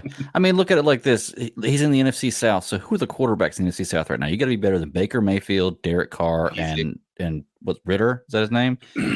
Okay, so I would say Andy Dalton is on par or could be better than any of those guys. So when he makes a statement like this, what he's saying, I think the difference between him and Cam saying this, I'm not trying to knock Cam.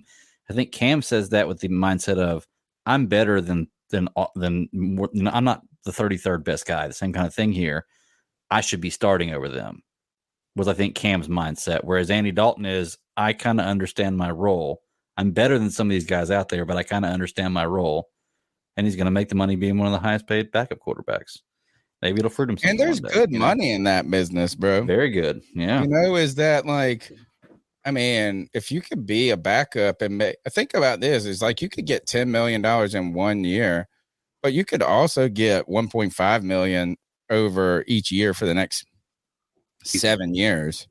Be employed, stay functional and busy. I think this is, I like this part. Actually, now that I've thought about it more, he says, not necessarily to set the standard. What I think he really means by that is like, look, is that while I'm pretty good, I know that I'm not going to go out here and say I'm the guy that needs to have this moment. Right. I'm just the guy that's supposed to show you how you come to work, how you think and prepare and learn the league. And that's what we brought him in for. The crazy part about Andy Dalton, again, to me, is that I disliked him so much, but not because of him. He was just catching strays because there was a point in Cam Newton's career in 2012 and 13 and 14 where people said that Andy Dalton was better than Cam. And I was like, you guys are fucking out of your mind. Yeah. And that wasn't Andy Dalton's fault.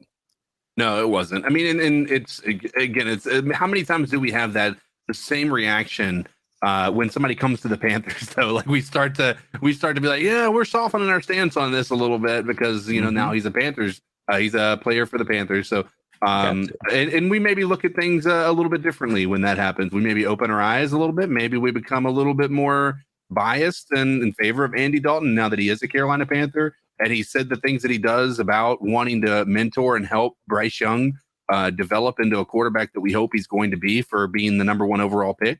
Listen, I mean, it's hard not to, root for the guy, but at the same time, it's you can't help but respect the fact that he has the mindset that he does.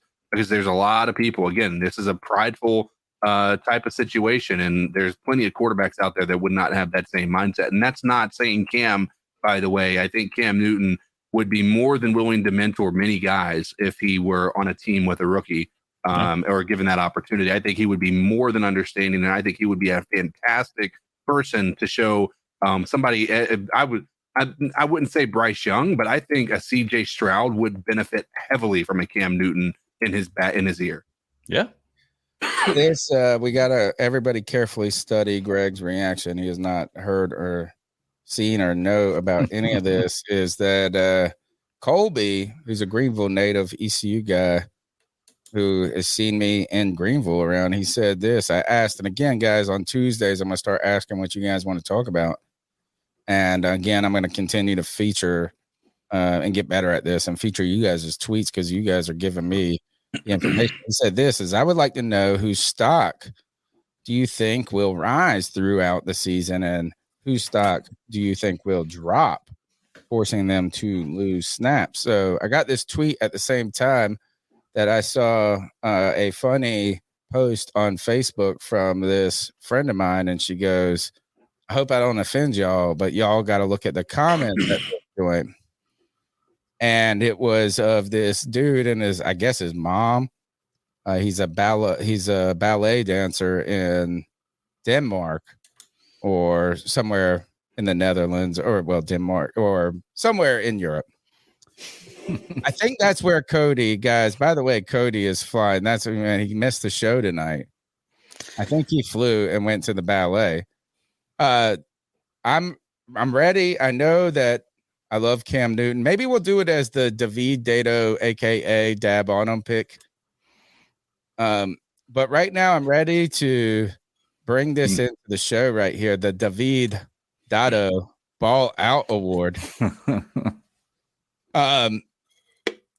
Who balls out this year like David Dato does every day of his life? This ballet dancer that Cody Lashney, I'm pretty sure, went to go see tonight. First of all, do you guys like the idea of the David Dato Ball Out Award? I don't want to have to look at this picture every time we pull this award out. You got to. Or should we make it the David Dato, aka Dab on Them Ball Out Award? Is that too much? Might be a little bit too much. Like the dab on them is nice and concise. The ball out award, I don't mind changing to. I think that it would be. I think what we would need to do is put multiple, like every Sunday, because this is going to be in the post game. Every Sunday we would have a different person's picture there, and like in leotards. That's a trophy. So I tried to make it. If you look at the base of the pic, I put a base on it. I can do a 3D print of that. And I want to make him a trophy. Like whenever someone hoists they hoist the David Dato Ball Out Award. I would almost say let's do that and let's actually send that to a player at the end of the year. The actual trophy as a trophy. Hey, listen, you got the most pepper in your brass balls. Fuck you. I see your brass balls and I raise you a David Dato Ball Out Award. If you're gonna call it the David Dato Dab on him Ball Out Award, call it the Triple D Ball Out Award. See, like I think we're going. Like the Triple D Ball Out Award. AKA makes it kind of ridiculous, like it is. So the David Dato, aka Dab on him, like, and it somehow ties it to Carolina to Carolina history. I am, for some reason, I feel like this just has to be part of this. I was all over these big balls right away. Wow. And when I say that is somebody goes, "Oh, you should make this," and I was like, I was already making the image. David Dato, by the way, is probably only 5'4", but he makes you all feel like boys. I mean, we assume there's a lot of stuff in the, there's this is somebody said this is they were like, hey man, or maybe should the catchphrase be, Greg, David Dato Ball Out Award, there can be only one. Wait a second, there's definitely two. That's a good shirt idea. Like that. Every week we got to give the ball out award to two. Like, oh, there can only be one. Nope. Well, there are two, bro. It depends. Well, you would have to call it balls out. I was going to say, are you going to call it ball out or balls out? That would make a difference. If you call it balls out, then you have to have two, right? But ball out, if you call it just ball one. out, it's like one's just peeking outside of the boxers, you know? Yeah. This is a weird conversation. Different light earlier this week. This was before the David Dotto ball out award came into place. And it's coming. It's totally coming to this podcast. On this podcast. Oh, Z. All right. I was talking to my kid, and I just like, again, I have a teenager that doesn't want to talk to me. So like I ride in the car and he's just like, that's a surprise. I know. It's not but like you want to continue to just have a relationship with your and you are. I'm very involved with his life. He just is very mannered. He's not a super talker. And so I'll be like taking him all over places and this, and he's just like content with being quiet and listening to music or looking at his phone, which I think is also like, I don't want to be friends with my parents when I was that age either. But I was. But doesn't that depress you though? What's that? Yeah, it's terrible. It's terrible because you're trying to be someone's friend. I used to always make this joke because I had kids because I didn't have friends, so I made them. And I knew that I had a temporary friend for 13 years. I made that joke. And it's actually true. Like 13, like the limit on their friendship is up at that point. But he's not mean to me, right? He's not mean to me. It's just like this. It's just like, I always say, you remember that guy, the most interesting man in the world? He's like, I'm the least interesting man in the world to my son, Michael. So I asked him about this as we were talking about pants. And I said, why is it called pants when it's a pant? It's a singular. Yeah. And he takes Spanish. I said, is it singular or plural in Spanish? He goes, oh, no, it's pantalones. So he goes like, he's like, first of all, he did not give a shit about this conversation at all. And I was trying to make and I was like, well, why would you call it a pants when it's only one? It's singular. He's like, well, there's two legs. He actually didn't even give a fuck. Anyway, plural versus singular. Should the David Dotto be balls out award, or should it be David Dotto? Is he got balls out or is he balling out? Should I start a poll in the chat? I don't know. I think we do need to somehow. This has to be part of the show. How long do we hold on to Cam Newton? I don't think we can. I think we're holding on to Steve Smith, to be fair, with the ice up pick, but the Dab, not only is the Dab on him pick, I'm supporting the idea of moving on to the Dab from the Dab on him pick, because the Dab by itself has already been outdated by a pretty large amount of time. Right. Like people don't even know what the fucking Dab is anymore. Right.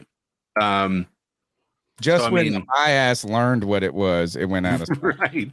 So I think it does allow you to reminisce the 2015 season, but I think there has to come a point where you move on from those years, because otherwise we're the Dallas Cowboys.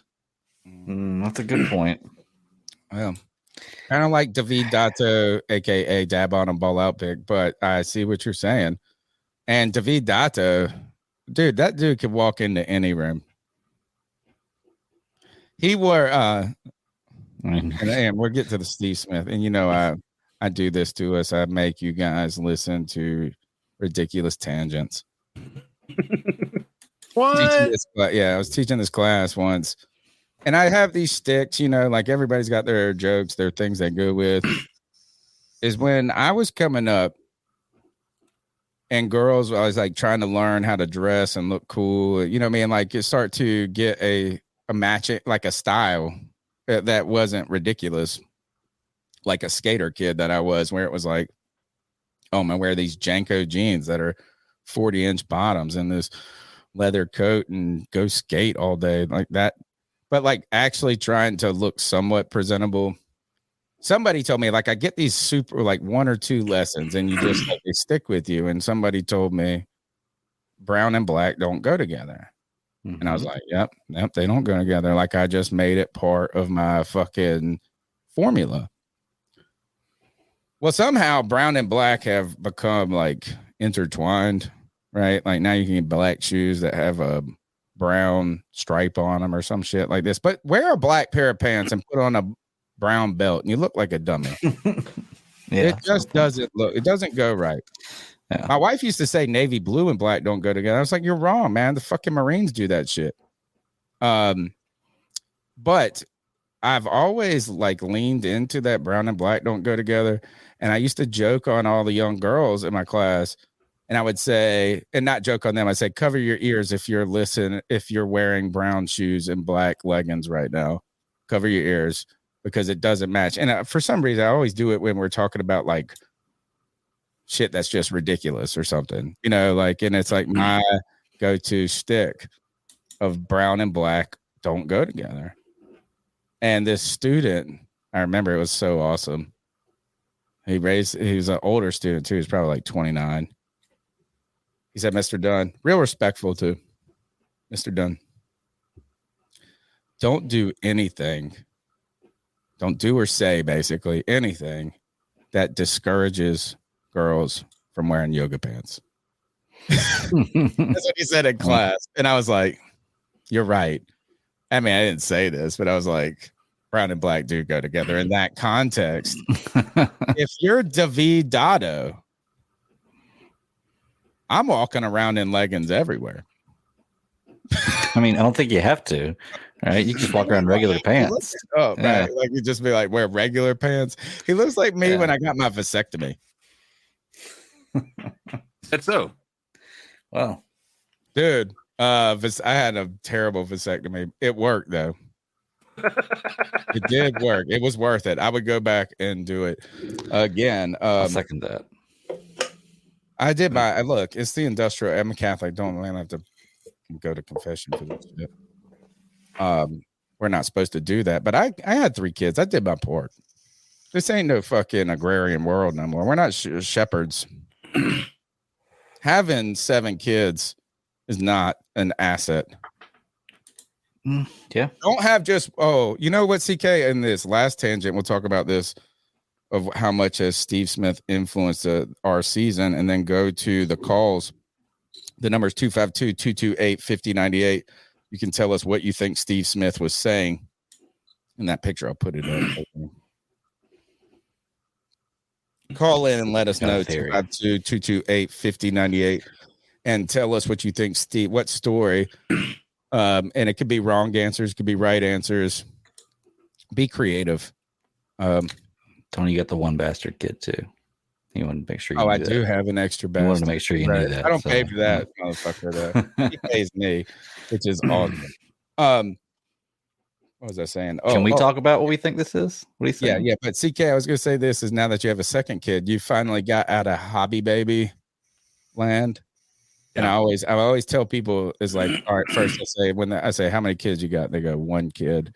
I say, are they healthy? Because I made this joke one time and the kid was unhealthy. Not a good joke. They got fucking health problems.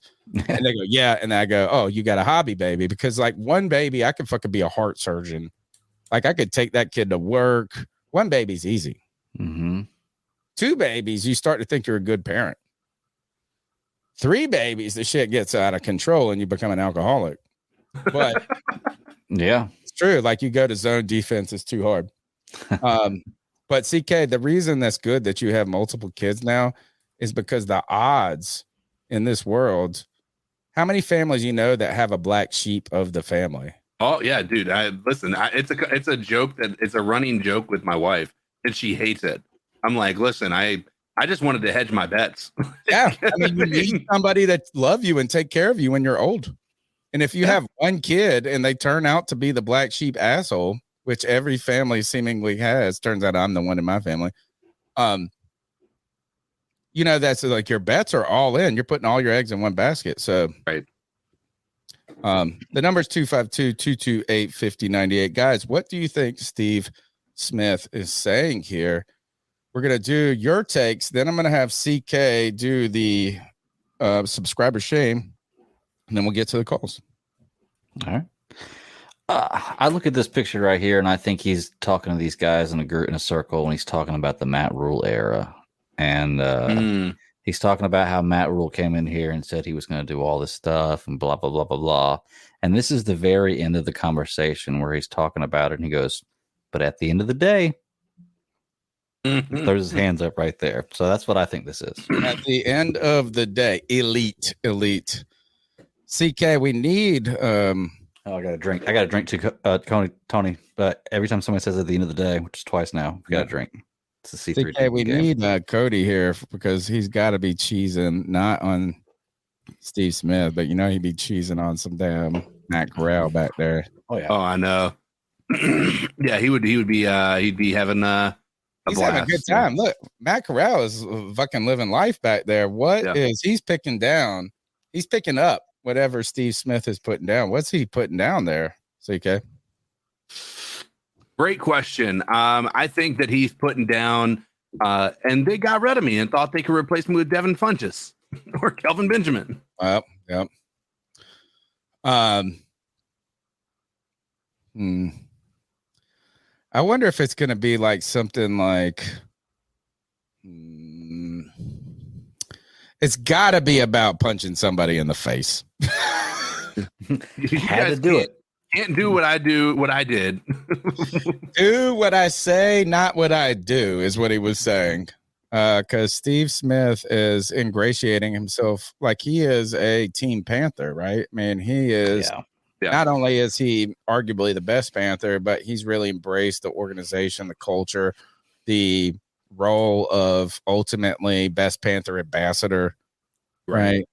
And the irony is, I was like, you know what? I would have said, all right, this is what he's saying right here.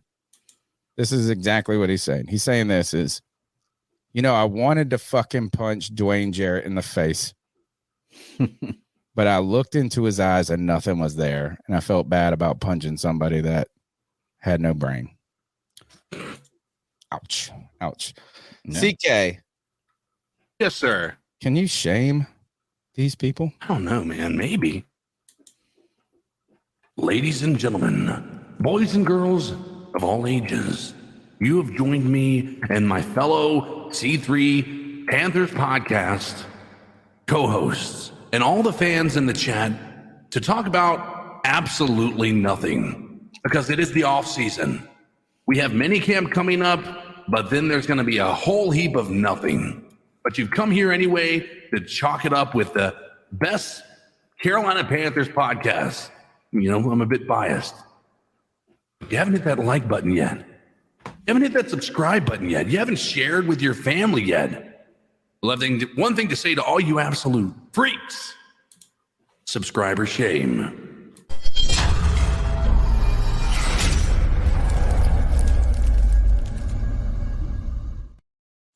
Subscriber shame. Let me see if I can get this. Where is Cody Rush when you need him?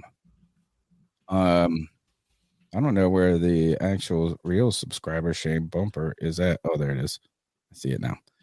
That's subscriber shame. Smash the thumbs up button. Consider being a part of the show by calling in at 252-228-5098. The longest running Panthers podcast here every Tuesday night, 9 p.m. into the wee hours.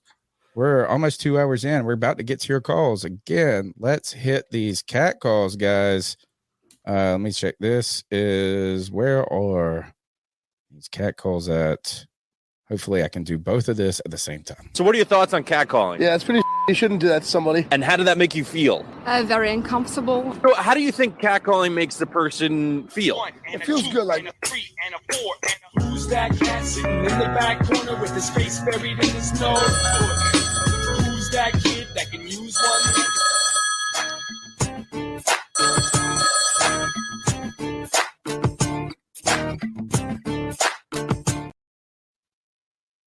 Yo, what up, C3? It's TJ out of G Vegas. I hope everybody's having a good week. It's been a beautiful one here in Greenville. I'm just calling to give my prediction for Bryce Young's numbers this year. Everybody's doing it. So with that, I'll start out by saying I'm not a fanboy, but I do like the kid, and I hope he's great. Obviously, he's our quarterback. So I do also think he'll be starting week 1. considering that he does well with the ones during preseason, which of course will have his chance. Otherwise, how would you know? So unless he does horrible there, I think he'll be starting week 1. And if that's the case and he stays healthy, I'm going to go ahead and say 3,800 passing yards. Now, I know y'all are saying 4,000. If you like 4,000, make it 4,000. I really don't care about the numbers. Yeah, I think that's 3,800 passing yards, 25 touchdowns, 10 interceptions. All right, and I'm giving him the huge benefit of the doubt here, okay? And given the recent history, I hate to bring the dude up, but I was curious. I went back and looked at Mayfield's numbers his rookie year. He's got 37-25 passing yards, 27 touchdowns, 14 interceptions. Now, that's 14 games. He had more yards the next year, less yards the year after. But, second year touchdown to interception ratio was terrible. Better the third year, but then he fell off. All that to say is I care less about yards. I don't care if he throws for 2,000 yards. All I want to see is consistent improvement and availability. If he can do those things, I'll be happy, happy, happy. That's all I want to see out of him. So having said all that, I want to go ahead and join you guys this week with an ice up. By icing up everybody who is saying he's the next Drew Brees. You discredit yourself and you just sound dumb by saying, and I don't want to hear, oh, we're just comparing stature and play style. No, y'all said he is the next Drew Brees. So put Drew Brees in the draft this year, randomize the team that selects him, and the odds of Drew Brees being Drew Brees again are slim to none. I mean, he breaks his leg, comes back, breaks it again, bye-bye Drew Brees. So don't disrespect Drew Brees like that. He's an all-time great Hall of Famer. So ice up, son. Keep pounding. Y'all have a good one. Oh, keep pounding. Disrespect. I disrespected Drew Brees once, and he laughed at it. This was the 2010 season where we just were stinkers. And I went to the Saints at Panthers game, and they beat us 34-3. A long game. We sat on the 45-yard line, 4 or 5 rows up. We were close. Only paid like $45 to tickets, which was awesome. And we got to you could yell. You were close enough, and there weren't a lot of people there either, and they could hear you. And this motherfucker was carving us up. How do you talk shit to someone who is playing? Just beating your ass. What do you say? Well, you found something. All I came up with was your wife's a better actor than you are. They were doing these Allstate commercials or some shit like that. And he was terrible in them, and she was charismatic. Drew Brees. If he could be Drew Brees, man, fuck yeah. Hell yeah. Well, the thing is I think I think we'd like to be under the impression that he can be more than Drew Brees, right? The hope is that he can be more than, and here's the thing. Anybody who's saying any of these guys are going to be anybody is just hoping that they turn out to be what they are potentially billed as, right? Nobody knows for sure. And there is a lot of luck involved with many of these people, these players and their careers. But the thing that I think is worthy of this is that I think that he's got the accuracy and all that stuff, but what Drew Brees didn't have was the athleticism that Bryce has. So there's a potential aspect to Bryce's game that might put him in a better category than Drew Brees. So I agree. Don't compare him to Drew Brees because I think that they could be potentially two completely different players. And Bryce Young has the potential to be even better than what Drew Brees was. But I felt like he was also saying that was disrespecting Drew Brees at this point because he was a Hall of Famer. Yeah, that's what he's saying. But I'm throwing out another angle to this, and that is that anybody who's saying that he is going to be the next Drew Brees, I agree. You can't say he is going to be this, he is going to be that. He reminds you of where their abilities are. Right. Similar. There's a chance that Hendon Hooker is a better quarterback than every single one of these people that were picked in the first round. There's a chance of that. There's a chance for that to be the reality. Anybody who's saying otherwise doesn't know what the history of the NFL looks like, right? But right now, Bryce Young has all the pieces to potentially be better than Drew Brees, and that's what we're looking for. Yeah, and I think when we say that too is he's Drew Brees if we knew what Drew Brees was going to be when you drafted Drew Brees. So Drew Brees was drafted like in the second round or third, Right. but it's like if you said somebody's like Tom Brady, you don't really mean like they're going to be Tom Brady and exceed him. They're just like, hey, is that if we would have kind of known who Tom Brady was, we would have picked him here. And I feel like that's what you're hoping Bryce Young is like, if we knew what Drew Brees was going to be, he wouldn't have been a second round pick. He would have been the first overall pick. Well, and I can hear the hesitation in his voice with regard to Bryce Young being the guy, right? It sounds like he was hoping for maybe somebody else, which is fine. I think many people had that hope as well. But I will say the part, what was it that he was talking about with Drew Brees being an all-time great, but there was something else he was he got injured twice. I don't remember him breaking his leg twice. No, he's talking about if Drew Brees had come into the league and broken his leg two years in a row, he would have been, looked past at that point in time. Nobody would have. Okay. I do think it's fair. Is like, first is the comp game is a dangerous game. Yes. Dangerous. And I think Cody is a fun game. Yeah, it is. It's like all you can do is like we're limited to our faculties in a certain sense. Right. But Cody's also right is don't box him in. Is like don't put a ceiling on a guy by that comp either. Numbers 252-228-5098. What's up, C3? It's Anthony from Charlotte. First off, hit the like button, hit the motherfucking subscribe button. This is the best podcast on YouTube, the longest running Panther podcast as well. But just wanted to call in. Hope y'all are doing good, having a good day. Really not much to talk about. Kind of like last week, Panthers switched back for the quarterback, switched back to black practice jerseys as opposed to red. I like that a lot more. I think the culture is shifting for sure. I think there's all positive vibes going around in practice and on the team, and old veterans coming and coaching these guys up, which is awesome stuff to see. It's not much else to talk about, man. Just ready for the season. At this point, we have to pay Brian Burns. Nick Bosa is going to be paid soon. We have to pay him. That's just what you got to do. Pass rush. Speaking of pass rush, what are we going to do, man? I mean, listen, I want to trust this defensive coordinator to, hopefully he knows what he's doing. But one of the big holes with Denver last year was they were ranked like close to dead last in pressures. Okay, they could stop the run. I think Evero cares more about stopping the run in this defense than getting pressure on the quarterback. But in my opinion, we still can't just rely on Brian Burns being the only guy there.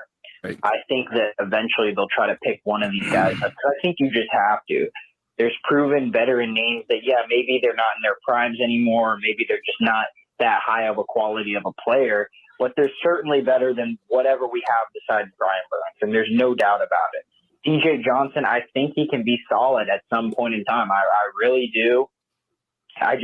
He's a third-round pick, and it's hard for me to put all my chips in that basket, especially being a first-year guy. You got to go out and sign someone. I know I sound like a broken record at this point, but it's just really worrying me about that edge rusher room. Nothing else to say. Anthony from Charlotte, keep motherfucking pounding. Give me your thoughts on, the edge position. And the edge position, it's like what we have. Again, thank you, Anthony, for the call. The number is 252-228-5098. Founder of the C3 Army, by the way. And sometimes I feel like we're just ad nauseum talking about it. Right. But then not everybody is talking about it all the time. Right. The question is like, look, is DJ Johnson going to be the dude? Probably not. But if he's a contributor in his rookie year, going to be happy. We're probably going to have to, looking at this point, if we don't add somebody, is really trying to get something out of like Marquise Haynes and your Gross Matos. Yeah. And then maybe actually we're talking about Uter Gross Matos as actually being a defensive end it's going to be, I mean, can he play outside linebacker? Is he that agile? I don't know. I don't know. Maybe we're going to need Amari Barno to be. That's the guy that's got the agility and the speed. But right now, I'm starting to feel like this is, are you going to go get a 34-year-old guy and start him over a player who you just don't know anything about, and basically you're going to give up on? I almost feel like we need to start just saying this is we've got to figure out if Barno, Gross-Matos, and I guess the old hat of the bunch, Marquise Haynes, should be on the team beyond this year. You know, it's like if you bring in another guy who would help you this year, you're still never going to figure those things out. Right.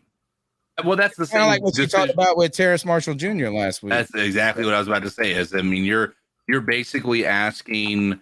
I agree with this to some within some level of you know. I agree with this at the surface level, I guess is what I'm trying to say. Basically, I think that the problem I have is that I think that Terrace Marshall Jr. has had less opportunity to show what he's capable of than Marquise Haynes has. So I'm not prepared to put him in the same level as TMJ, because I think TMJ has let's be real, he's a second round draft pick, and I mean he has actually YGM would probably be the better comparison. There is that a guy who was a second round draft pick, but YGM still has had more opportunity than TMJ, because here's the thing. Okay. TMJ, here's the thing that I think is unfair for Terrace Marshall Jr. Makes my jaw hurt. Sound like kids, right? With acronyms. Terrace Marshall Jr. is reliant on a quarterback getting him the ball. Right. Well, isn't every receiver? Right. But what my point is that YGM has been able to show what he's capable of, and he doesn't have anybody else holding him back, and he still has been less than incredible. In a completely deficient world where you have inflated expectations. To me, this is the year for YGM. And I'm not saying he's going to be the breakout player, but again, if you're not the top of the top, if you're not a Chase Young type, you know, supposedly can't miss, I always feel like these defensive players who are raw take time to learn how to beat the more advanced offensive linemen, because they have to mentally learn the game. And I still go back to Charles Johnson. Charles Johnson was a great defensive end for this team, but he didn't significantly make an impact until year 3. Right. You know, it's like, so what I'm saying is this is like, if we'll know with YGM this year, some people have already sold on him. Right. I want to hold the stock a little bit longer. I think going and getting a Justin Houston, maybe Leonard Floyd made sense to me because like he is played in those schemes a lot and he's not that far on the back end. I will field an argument for Clowney, but these are still short-term fixes. Exactly. And I just feel like this is we kind of invested in the offense. So it's finally time on this team for the offense to carry the defense a little bit. I agree. The defense has carried this fucking team for the last basically 10 years. And that's been without great talent at sometimes too. Look at the last 3 years. Like we've been not been a good talented defense, and they were still pretty fucking decent or good. Now it's time for the offense to be above average and the defense to just scrape average, in my opinion. Yeah. I mean, I think Carolina, to be honest, you said in the last 10 years, I don't think that we've really ever, maybe 2015, we've never been known as a team that's been a powerhouse offense. It's always been a defensive strong team. I mean, even 2015 was a surprise. Nobody was expecting us to be a powerhouse offense. Nobody's ever looked at us, I don't think. That's a great question is, what was the best Panthers offense? It's got to be 2015. 2015 is, I don't even know that there's a 2003, 5. 2000. I think it might be the 5 years where we lost to the Seahawks the Seahawks went and lost to the Steelers in the Super Bowl. We beat the Bears that year. I felt like our offense was all right that year. Maybe I'm wrong. What was the best Panthers offense other than 2015? That might be a great question. And I know you guys want to go and say the one that won the Super Bowl, but they weren't. Well, Made man, the Super Bowl, yeah. Like, I mean, we scored 12 points. We beat my favorite game of the 2003 Super Bowl run was we beat the Tampa Bay Buccaneers by blocking 3 kicks and then kicked it. Remember, we didn't even score a touchdown that game, I don't think, and we won. And that set off this crazy run. I wonder what was the best Panthers offense. Maybe 2017 until Cam got hurt. Great question. Let's go to the next call. The number's 252-228-58-5098. No one said what Steve Smith said yet. Podcast brothers, how y'all doing? It's G Cavassier. Hey, boy, I got some stuff to talk to y'all about tonight, man. Number one, I have question marks with our team. Okay, as y'all seen, Leonard Floyd signed with the damn Buffalo Bills. Okay, Leonard Floyd, we all know, is outside linebacker or whatever. You know what I'm saying? Won a ring with the LA Rams, and guess who? You know what I'm saying? Who coached him? The same dude that coached him, whatever, is now on the damn Panthers. And I was following with the linebackers. Yes, we have Shaq Thompson. You know what I'm saying? He came back. You know, and we got Frankie Louvu. Who's going to be the you know what I'm saying, the third linebacker? Is it going to be Jeremy Chin? I don't know. Where is Chin going to fit in this damn defense, man? That's what has me damn worried. I'm like, what the hell is going on? Because we need somebody on the opposite side of Brian Burns, man. We're going to have to do that shit. And I don't know who the hell we're going to place there. I don't know what the hell we damn waiting for, you know, because, you know, Fitch always said, we're in every deal. You know, he said that shit like, what, a year ago, 2 years ago, whatever. But I'm just like, you know, what in the hell are we going to do? Who's going to play on the opposite side of Brian Burns, man? You know, and when it comes to linebacker, who is going to be that third linebacker, man? Is it going to be Jeremy Chin? If it's not Jeremy Chin, who the hell is it going to be? And if it's somebody, we pick somebody else up, where is Jeremy Chin going to fit in this daggone defense? It's not going to be safety, you know, because we have Xavier Woods, and now we got Von Bell from Cincinnati. And the corners, you know, we got, you know, Dante Jackson and you know what I'm saying, and Horn. Where the hell is he going to fit at in this defense? Give me your thoughts on that, y'all. Keep pounding. Continue to come back to this linebacking core. I brought up Shaq Thompson. For me, is that it's hard for someone brought up in the comments of the show after, maybe it was 2 weeks ago. He said, you got to stop calling Brian Burns a defensive end. He's an outside linebacker. And the person that was totally right in making the comment, right, is like, in schematically, this is how we're listing him. Second, I don't think there is that Burns detail is going to change that much. What I mean by that is you just won't see him hand in the dirt as much, but his obligations will be similar. He's still going to try to be the primary pass rusher of this team. Yeah. He was already dropping back into coverage at times. Right. So I think it's a more of a change in a title than it is in the actual reality. But I mean, certainly there are schematic differences. But when we talk about this linebacking core, as we are, for our first time in this show's history, really having to start to adopt, like learn about what a 3-4 is and how it works and what type of players you want and what we're going to be trying to do. Shaq Thompson has been a figure in this team that has, I don't know, maybe unduly taken criticism, maybe gotten too much leeway at times from some people. I don't really know how to feel about Shaq Thompson, but he became he's a big fan favorite at the moment because he took a very team-friendly deal where I thought like the Panthers were going to have to release him or do something. And everybody was like, oh, my God, Shaq Thompson. That was a team guy. So good. Such a dude. Best dude ever. And he's endured. He's been a very big, important face for this team and a lot of crap. Like, he's like been our Ron Rivera. of the last 3 years. But now we were learning. This is what he said is like he was asked about when he came back to Carolina. And like this is good and bad, but there's also not good and bad. It's just, how do you guys take? He said this, just look at the linebacker market. Nobody was getting paid.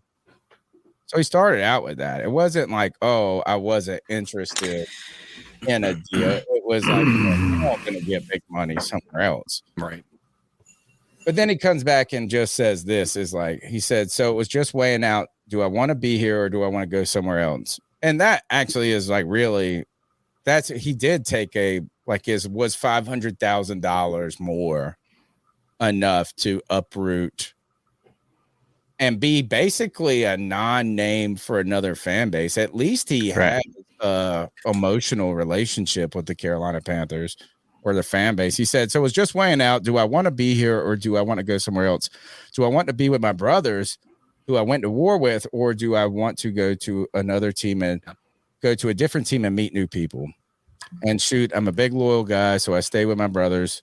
I was like, man, I'd rather win with you guys. Or if I lose, I'd rather lose with y'all. I definitely want to win a Super Bowl, but I want to win one with them. I don't want to win one with nobody else. Every time I just feel almost sometimes like I'm too hard on Shaq. I mean, I think Shaq hasn't. It hasn't felt. The problem with Shaq is that he hasn't been on a team that has won, and he hasn't felt like the game changer. Well, he was, except for he was a rookie and a backup to everybody on there. He wasn't really on a team. Like when you think about since then, any winning season we had after that, it didn't feel like Shaq Thompson was really out there making these just mind-altering plays, right? And I know that's a part high of a turd. Right. He's been the best part of a turd for the last 4 years. Exactly. And that's I think, and that might be why it is a bit unfair to say that he isn't a good player or worthy of the contract that he's got or whatever. I mean, there's a lot of different things people say about Shaq Thompson, and all may be true. We don't, we have limited information at this point in time. We have the hopes that, he'll be able to turn it into a career that makes him like similar to Thomas Davis, where he's able to, somehow turn it on and make the fans feel energetic and become the mayor of Charlotte, as they called TD. But I think it's also fair to say that right now, Shaq Thompson is just had the disadvantage of being a Carolina Panther. I would say this too, and that's a wonderful and very sad way of putting it. The disadvantage of being a Carolina Panther. We got to put that in a short right there. Good God. So how sobering is that? There's two things that come to mind with Shaq, and this is, you're right. First is that, remember, this podcast, or at least when I started this podcast, I always wanted it to not be journalism, right? But to be fan perspective. I wanted me to, I just didn't want to have that responsibility because I'm not that person. I'm just a fan watching the shit. So Shaq Thompson has kind of had two things going against him from my perspective. So I'm not going to speak for all Panther fans, but just for me. The first is I got so fucking hyped about him. I bought in so much, and this is what we were talking about earlier with some other players, is I set seemingly unfair expectations for Shaq personally, individually. He's the only player I've bought in their jersey before they've played a snap, except for one other player. My wife bought the jersey for me. Actually, two players. I've had three players that the purchase was made before they played a snap. My wife bought two of those jerseys for me as gifts, right? She knew I was so hype about these mugs. The first was Julius Peppers. The second was Cam Newton. The third is the one I fucking bought. Maybe I should just make Miranda buy all the goddamn. There you go. Hey, I bought Shaq Thompson jersey because I was so in. Shaq Thompson is to me as to Isaiah Simmons is to Cody. Yeah. I just bought all in.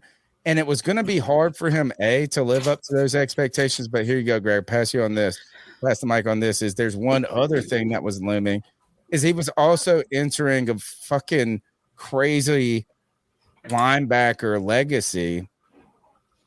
And to be honest, I thought Dave Gettleman's doing the right thing. I thought Dave Gettleman there was a point where we thought Dave Gettleman was fucking a genius. Yeah. And it was 2014, 15, 16. He doubled down on, like, he did this shit, and you go, oh man, he's ahead of the curve. I thought he was getting Shaq Thompson. The problem was his damn TD didn't fall off. TD just kept fucking playing better and better. It felt like, so like he had this, he couldn't break into the lineup. And then when he did, it was like you said, CK, on a shit fucking team. And then you're like, oh, right.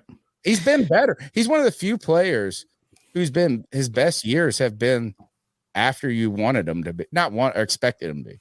Right. Well, look, I mean, you know, I've said my thoughts about Shaq Thompson. I just don't think he's that guy. I think that he's a talented player. I'm not by any means saying he's a bad or terrible linebacker. It's just when I look at him, I just don't think him as, you know, the big guy.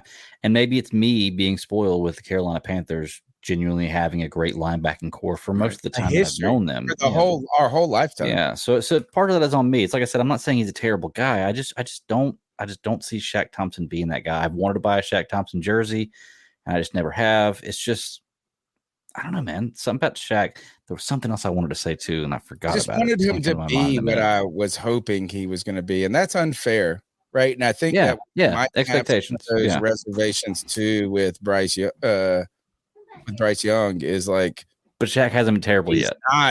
If he's not Drew Brees, he's a bust. Well, what if he's fucking one run gunner that's way better than what we get? Shaq, I'm hard on him. I admittedly am personally hard on him, but I do think this is like, we can't do without him, sadly. Yeah. Right. It's like one of those things is like, it's better, no matter if I want to argue if he's just better than average, whatever the fuck he is. We don't have anybody behind him. Yeah. How about this? Any fucking good. I think that Shaq Thompson will never be an elite linebacker, but I think Shaq Thompson could be part of an elite linebacking duo. Does that make sense? Yeah, because you put another really good linebacker with him, I think that they could really wreck shop together. But I just don't think by himself he's ever going to be that guy.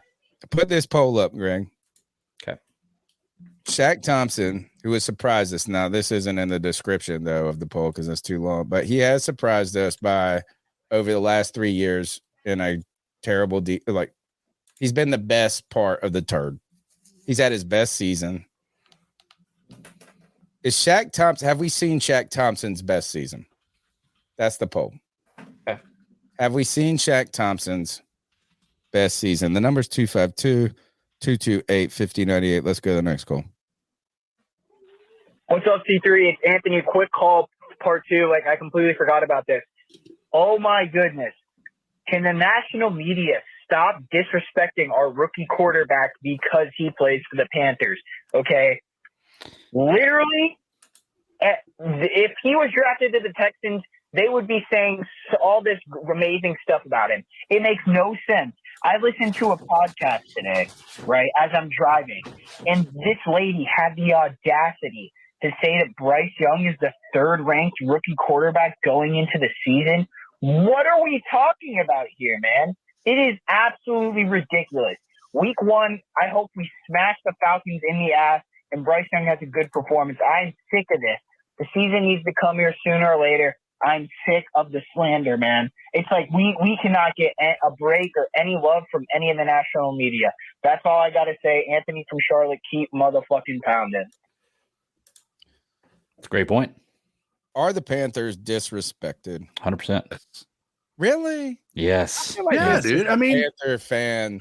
No, it's just like us. We need to say this no matter what. No. So here's the thing: is if there is a part of it that we're expecting it, right? I think that part is true.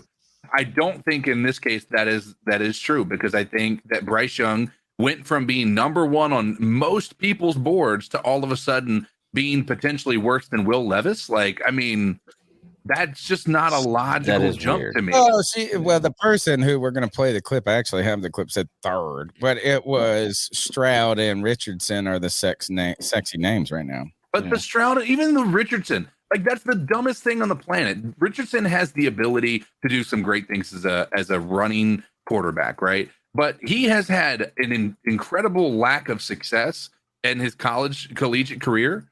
It's absolutely hysterical that that's going to be the approach that they have with this. Yeah. Well, and I can honestly say, I think we look at this through a different lens than the rest of the world does, being Panthers fans, being from Carolina. I mean, to be honest, if somebody came to you and told you, would you pull for a team that's been around for 30 years, never had back-to-back winning seasons?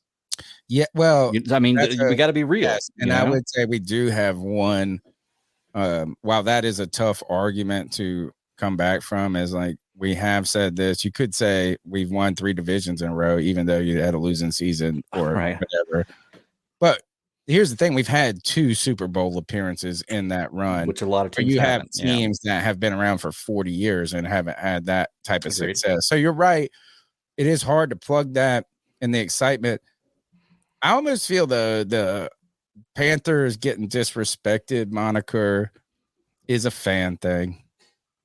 Yeah, I mean, what should like? I mean, yeah, we want other people to be excited about us? Sure. Actually, no. The times that they've been excited about us, we sucked. 2012, even Ryan Khalil took out that front page ad on the Charlotte Observer, and I had it. I mean, I thought like, oh, we're gonna be fucking good. I paid all this money.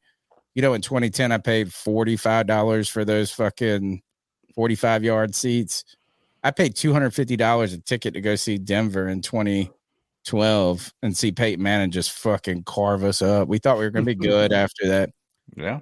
But I'm not saying this is like I don't agree. I think that's part fan thing, but I would just remind people too that this is the time that Bryce Young loses the media narrative. Right. And I kind of spoke on this a lot as we were going to the draft of like, you remember when we said that Bryce Young didn't was like, why didn't he run the 40? Why didn't he throw? Why didn't he do this? Like, or some people said that. I was the one that said, and what I said is like, no matter what he did there, Anthony Richardson was going to be the prettiest girl in the room that day. Right. Is because it's a athletic contest that day. And they are, so what it is like, I kind of think of these people as women that you are going to court and marry. And you're looking at everybody's strengths and flaws. Yeah. And Bryce Young is the person who is like intelligent, level-headed, takes care of you, like checks every box. Mm-hmm. And then there are times like it's Friday night and you're drinking beer and you want the bad girl or so like there are other attributes at other times that may appeal to you. And in the media cycle right now, the 5'10" diminutive quarterback on a team like that it's not sexy. Right. What's sexy is Anthony Richardson. What is also sexy is making a take that doesn't matter if you're wrong.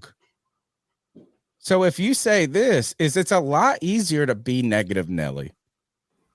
It really is. Like when you're a negative, like you're like, oh, so you can say this is like, oh, well, I think Stroud's going to be better than Young, but I'm rooting for Bryce Young. So like if Stroud turns out to be better, you look good. If he's not good, you go, oh, well, I was rooting for Bryce Young all the time. So I think it's an easier take to say CJ Stroud's going to be good in the first 3 years than the safer. It's like which one has the bigger payoff and is the safety? I think that Bryce Young is the least sexy story right now. Right. And here is Mina Kimes, who he said this some lady. And Mina Kimes, sometimes she takes a lot of shit from people. People call her out. She wasn't she's like just super brilliant. Like she turned out to be like, I think she was just a journal. Like she wasn't a football person, but like, here's the thing is like, you can watch football, you can be a sports journalist and just be super smart and you can learn how to do it. Mina Kimes, is she right or wrong here? I think this is just like, hey, you got to remember she works for ESPN and it's the dead time right now. Saying Bryce Young is the safe pick is not sexy right here. Sexy Mina Kimes. Let's hear what she's got to say. Seen them. CJ Stroud, I don't think he gets enough credit for his playmaking ability. I know, like, everyone points to the Georgia game. Oh, Like, I wish he had that more. Whoever. I thought when given the chance, and it only happened like maybe once or twice a week at Ohio State, that he did take off and run, and he showed some ability. And I think revisiting Justin Fields' tape at Ohio State makes me reconsider what CJ Stroud did. Because we saw Justin Fields, I mean, he, like you said, he wasn't a good passer, but in terms of scrambling and running, it was one of the best seasons we've ever seen from an NFL quarterback. And we didn't really see that at all at Ohio State. So I'm wondering how much the system kind of restricts that playmaking. It does. instinct. Ryan Day came on NFL Live at the draft, and that was what I asked him. And he was like, yeah, we didn't ask him to. I was like, all right, fair enough. And That's the answer. Right. And if that's the case, and what he did against Georgia is something he's going to be able to do consistently. Athletically, this is something I've thought about a bit. Who would you compare him to in the NFL? Oh, that's a good question. Do you think let me ask you this. Do you think he's faster than Dak? Yeah. I think he has longer strides than Dak. I would say Joe Burrow plus. Like, he's a better athlete than Joe Burrow. Joe Burrow is like just a good enough. Nothing new. This is all recycled talk. Yeah. The NFL. I think he's there. Yeah. Does he have the same feel that Joe Burrow has for like? No, he does not. No, I'm just saying, might not. I think that's going to be really interesting for me early on is to see. I want to see the willingness to. I asked about Dak because he has a lot of he's a fair amount to Dak. I think is the high end. And kind of to our discussion earlier about Dak and his reluctance to run at times, Tannehill. I think that's something I really want to see out of Stroud. Or it's like, okay, you had this governor on you in college. Are you going to show a willingness? And also with Bobby Slowick, you have an offensive coordinator who really wants to tap into that. Okay. Seen them. CJ Stroud. So I feel like the Panther, it's like inadvertent disrespect. I don't know what it was about that. There's nothing about Bryce Young in that. It wasn't. At one point I heard them say, and I thought that was a clip, maybe I'm wrong, is that he was going to be the third over the next 3 years. I heard them say, and maybe it wasn't in that clip, but I heard a clip where it said over the next 3 years, I could see CJ Stroud, Anthony Richardson, then Bryce Young being the quarterback I wanted. Oh. But they were acting like, they were hedging their bets by saying, well, maybe in year 4, Bryce Young will be the bet. Well, the funny thing is like it's safer to be negative. About everybody else but Bryce Young, though. Bryce Young is the safest pick. Bryce Young is the safest out of all of them. That's what we were sold. Yes. That's what we were sold. Yeah, yes, he was the like Anthony Richardson is a project. He is going to be there is a 50-50 shot he's going to turn out to be a starter in this league or a complete bust. And if you take his college tape into account, which again, a lot of people can make arguments for for certain things with him, but you take that into account, his statistics in college, it's not a great sign that the dude's going to be able to perform in the NFL. Like, it's just reality is that's the case. CJ Stroud is the question mark here. CJ Stroud, if he is capable of putting it all together, then he certainly has the potential to be better than Bryce Young. Let's be real about it. It was a 1A and 1B, and it was 1A Bryce Young, 1B was CJ Stroud. Right. So it's safer to rock with Stroud right now and say this is that the Texans aren't good. He's going to be better than they gave him credit for. Really, this comes down to this, is that there is a wariness to accept that Bryce Young's intelligence is enough to overcome his size. Right. That's what this. Can I ask you a question though? If Bryce Young were 6 foot tall, would you have any reservations about his size? But he's not. I'd have a little less. I'd have a little less. Yes. I would. 2 inches. Do you guys realize that that's that much of a difference? I agree. That's the dumbest thing to have any type of reservations over. I didn't say I wouldn't have any. I said I would have less. And no, it's not. This is a game of inches, dude. Like, it is a game of inches. Someone who is for my whole life, my whole adult life, I said I was 5'10". I thought I was 5'10". I got measured at 5'10" at one point, and I was like, I'll take it. 5'10", average human being, whatever. I went to the doctor, probably like 32 years old. And that girl, no shoes on, right? I mean, like the the girl who did my height pushed that little metal piece that they do. Yeah. Like she tried to plow me into the earth. Like she literally got the most gravitational exact measurement of me.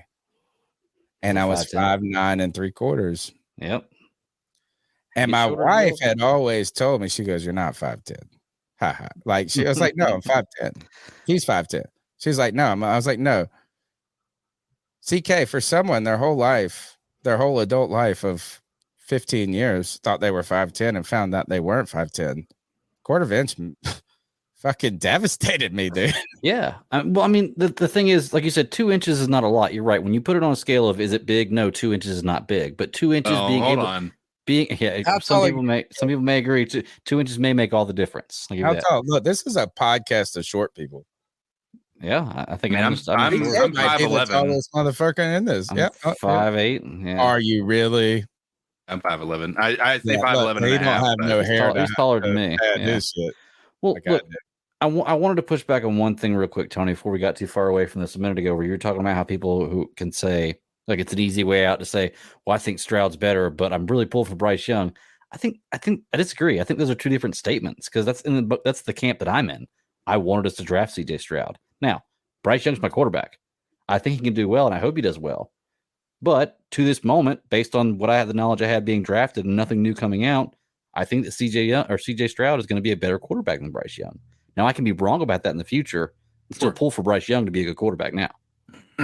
So I think those are two separate things. Right. People don't have to change their opinion about who they thought was going to be the better quarterback coming out. Here's the thing, and this is where I think the question mark comes. I would like to see all of these people having listed the people that they thought were number 1 and number 2 and number 3 before the draft.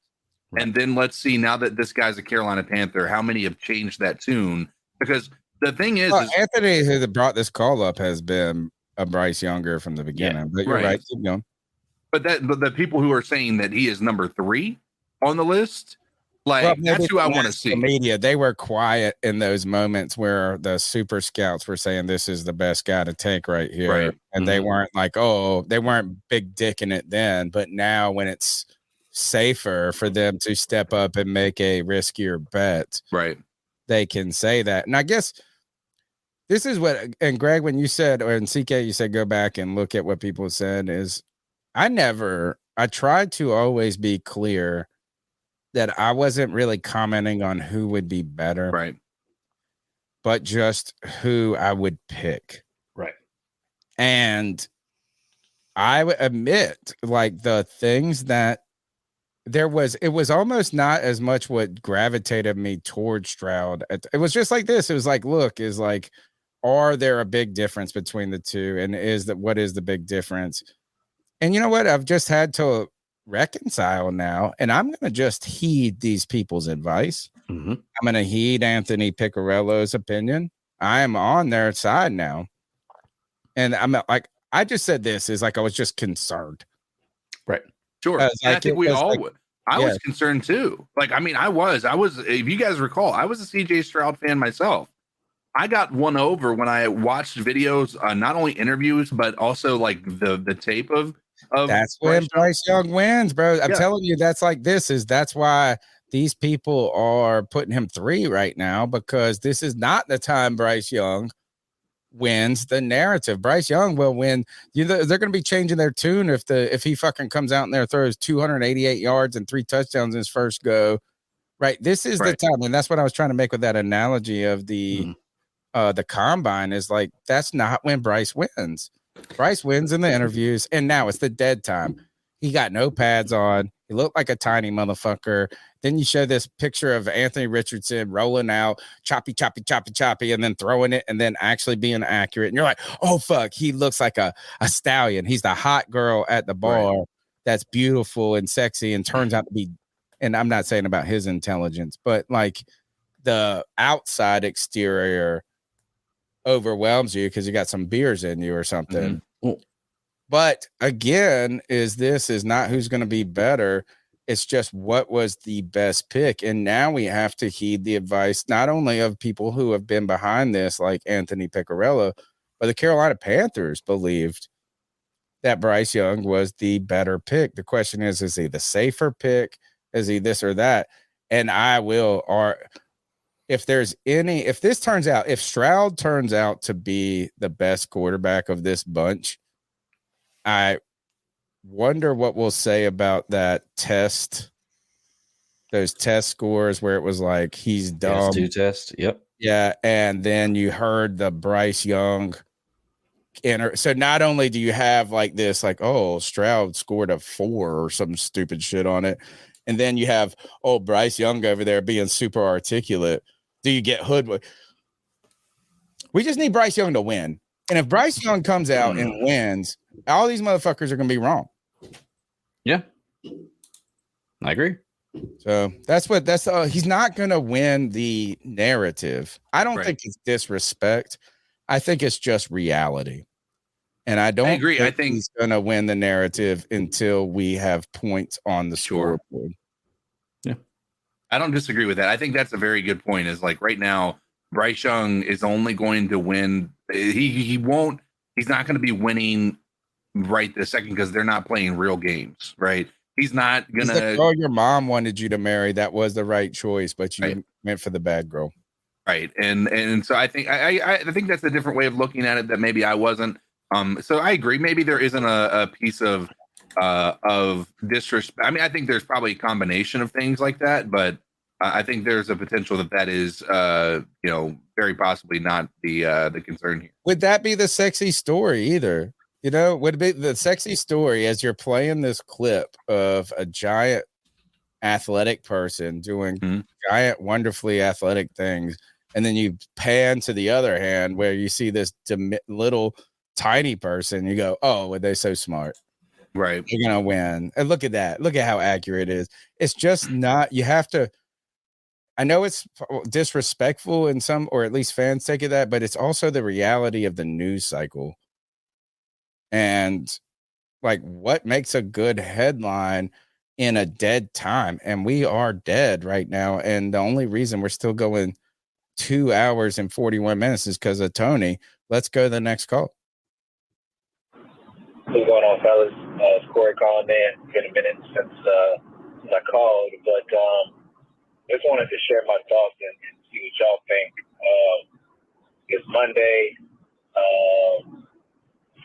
and my main thing that I kind of wanted to talk about was I saw that Leonard Floyd got picked up, and I was like, damn. I think a lot of Panthers Nation was kind of keeping an eye out for him, seeing as we're going to try to go after Leonard Floyd. We tried to go after Clowney.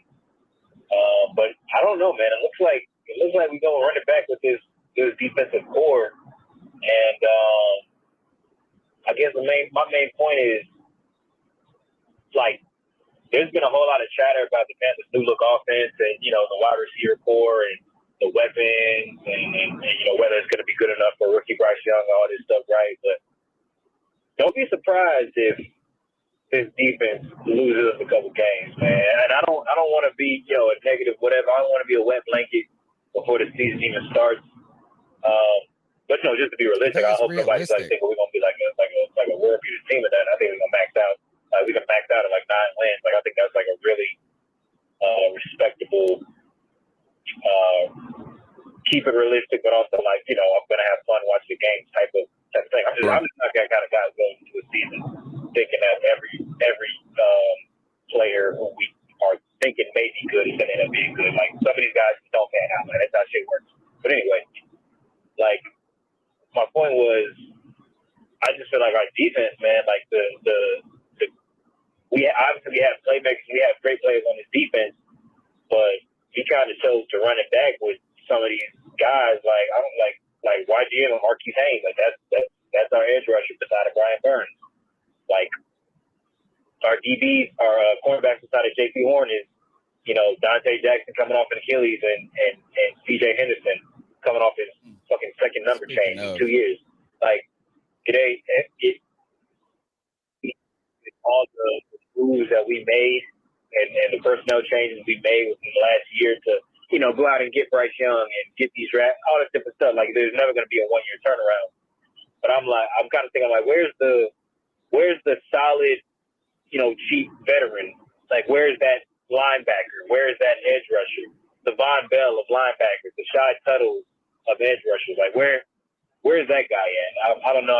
It's getting to that point to where I'm like, all right, I guess we just kind of going to run it back to where we got to see. But yeah, I feel like this defense is going to be, they can be surprisingly not as good as we hope. So let me know what y'all think, man. It's Corey calling. Keep on. Appreciate y'all. Thank you, Corey, for the call. Great call, ends right on time as we continue to talk about how this team is going to look, what the holes that are going to need to be filled and are the Panthers done in this offseason. I don't think they're done, and I think that he brought this up as a cheap veteran, is that, like, we're waiting. If you're going to pay these 31, 32, 33, 34-year-old guys, let's wait. And let's get them, and just say this. You want $4 million? You want a job or not? But I do come back to, just because we're not doing it now, I almost feel like maybe we're paper GMing it too much by needing this signing. Right. Because if you add this veteran player right now, what does it really do for this team? It first pencils them in ahead of these other players at a time where you don't need the veteran to really be in, you want them, if they're going to be on the team, to be in training camp and, like, learning and shit. But they're not going to be the ones benefiting from OTAs and these moments of, this is the time to try to cultivate more and more of those younger players. And then if you get to the point in training camp where you start to feel like, just don't feel comfortable here, now we'll start thinking. So what would it do to, how about this is, like, if you get 3 weeks into training camp and you go and sign a veteran defensive end, what does that do to the psyche of Marquise Haynes, or maybe the, kind of their emotions? And I know that you're not trying to just placate people, but imagine if you did it today and they're already like, oh shit, they don't think I'm going to be good or can do it. And my last point, CK, is, I think he's right, is that the defense isn't going to, like, there could be moments where this defense isn't great, but this defense has been largely overrated for the last few years. Yeah. And I have been one of those people that's been saying, like, they're not as good as they say they are. If Matt Rule came out and be like, they're the number 2 defense, they're number 2, bullshit. I watched that team. They were not a number 2 defense. The thing about that defense was they were the best fucking part of the team. Yeah. And now I think this is that, if he is right, if Corey's right, CK, I think now it's time for the offense to be the best part of the team. And yes, the defense could have that average or moments where they let you down, but now it's time for us and our number 1 draft pick and our fucking investment in these whatever other skill players. It's time for us to score more than we can't just say, hey, what was the stat they had about, like, we were whatever and whatever if they scored more than 17 points on us?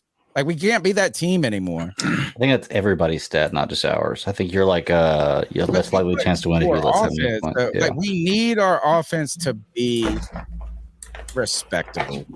We can't have this defense is like I think it would be unfair to say they need to be a top 10 defense. Well, not even just that. I mean, the fact is 17 points isn't a lot, right? And the fact that our offense couldn't score 17 points in a game, right, if our defense let another offense score 17 points. 24. We thought we were a fucking bonanza. Right. Like, that is just absolutely that's just an abysmal performance by an offense, right? So right now, by all accounts, our offense should be better. At least that's the hope. And that should take some pressure off of the defense. Now, think about this. If you're the defense and your offense can't get anything done and you're constantly on the field, sure, you're going to get tired at the end of the game. I think there's some things that can make it impact. That the excuse we've made for this defense as they've tired out throughout the. Yes, but there's been no answer. That, right. Yeah. I mean, it's like they've exceeded expectations. It's time for our offense to exceed expectations. Yeah. Agreed. He brought up CJ Henderson. And I gotta say, this is, I think we need this girl in our secondary. A very loud crowd here at T-Mobile Arena. Obviously, Samantha Vegas fans Rivera. enjoying the less than ideal night for the Panthers. Fall into the nights. Oh my God, you don't want to be. All right, let's get into the highlights here. Yep. I tried to blow up her shot. She said, hell no. She said, nope. Not only is she gorgeous, she can box out. Hell She yeah. can box out. Good for you. Not, you know what? CJ Henderson would have fell asleep there. Yeah. Fell asleep. I don't know why. Where's the forvert? Nope, that's not it. Cody, where are you? Bryce is the guy, and there's so much evidence to back it There's up. a down arrow there. There we go. Here, this is what I was hoping for. I think I took the. All right. It's time for our defense to fuck it. I mean, you know what? I don't want our defense to be bad, but if our defense, to me, this is my point on the defense. If our defense is top 20, right, is like it's time for us, but we needed our defense to be top 15 in the past, top 10. It's time for our offense, like for us to have average or better than average on both sides of the ball. It's time for us to not say we got to hold you to under 20 to have a chance to win. The number's 252-228-5098. Nobody has called in with what they thought that Steve Smith was saying. That really makes me sad. Here is my son. Yo, it's White Chocolate Espresso. What's happening? Listen, I'm talking about Clowney. I'm defending my man, my boy. Yo, in 2016, that man was 6th in tackles for loss overall. In 2017, 2nd overall for tackles for loss. 2018, 7th for tackles for loss. So that tells me he knows how to get in the backfield. He's always been a run stuffer. He got the whole hype in college because of the hit he had. But remember, it wasn't a sack. That big hit he had in Michigan, it was a run. He hit the running back. Clowney's always been a run stuffing defensive end. That's where he made his money in South Carolina. So, and he's also played outside linebacker for like 2 years, which is why I think he should come here, because we're going 3-4. He could play outside linebacker if we need him, or he could play defensive end. I want the dude. I think he can be got for about the most $8 million, which even then, I don't think we have to pay that because he went for $10 million last year. I'm telling you, he will do what we need to do. He will do the dirty work. And to me, he went to a situation last year where he didn't want to be in. I think he would like to be in this situation. But that's my thoughts on Clowney. Peace. You know, he's he's the one that I am most interested in out of that bunch. Sure. Because I think you just know what you're getting. You know, you're getting a player that you believe is a strong plug, but not a solution for a long term. Kev says in the chat, he says, correction, 2016, he was first. 2017, he was second. 2018, he was 11th. He's 65th all time and 18th among active players for tackles for loss. He's a disruptor. Sure. But I mean, I think is that if you're talking old guys anyway, right? Is like, why don't you just pay the guy that you know? Like, it's like going and getting a Honda, a car. It's like, it's got mileage on it, but you know what you're getting.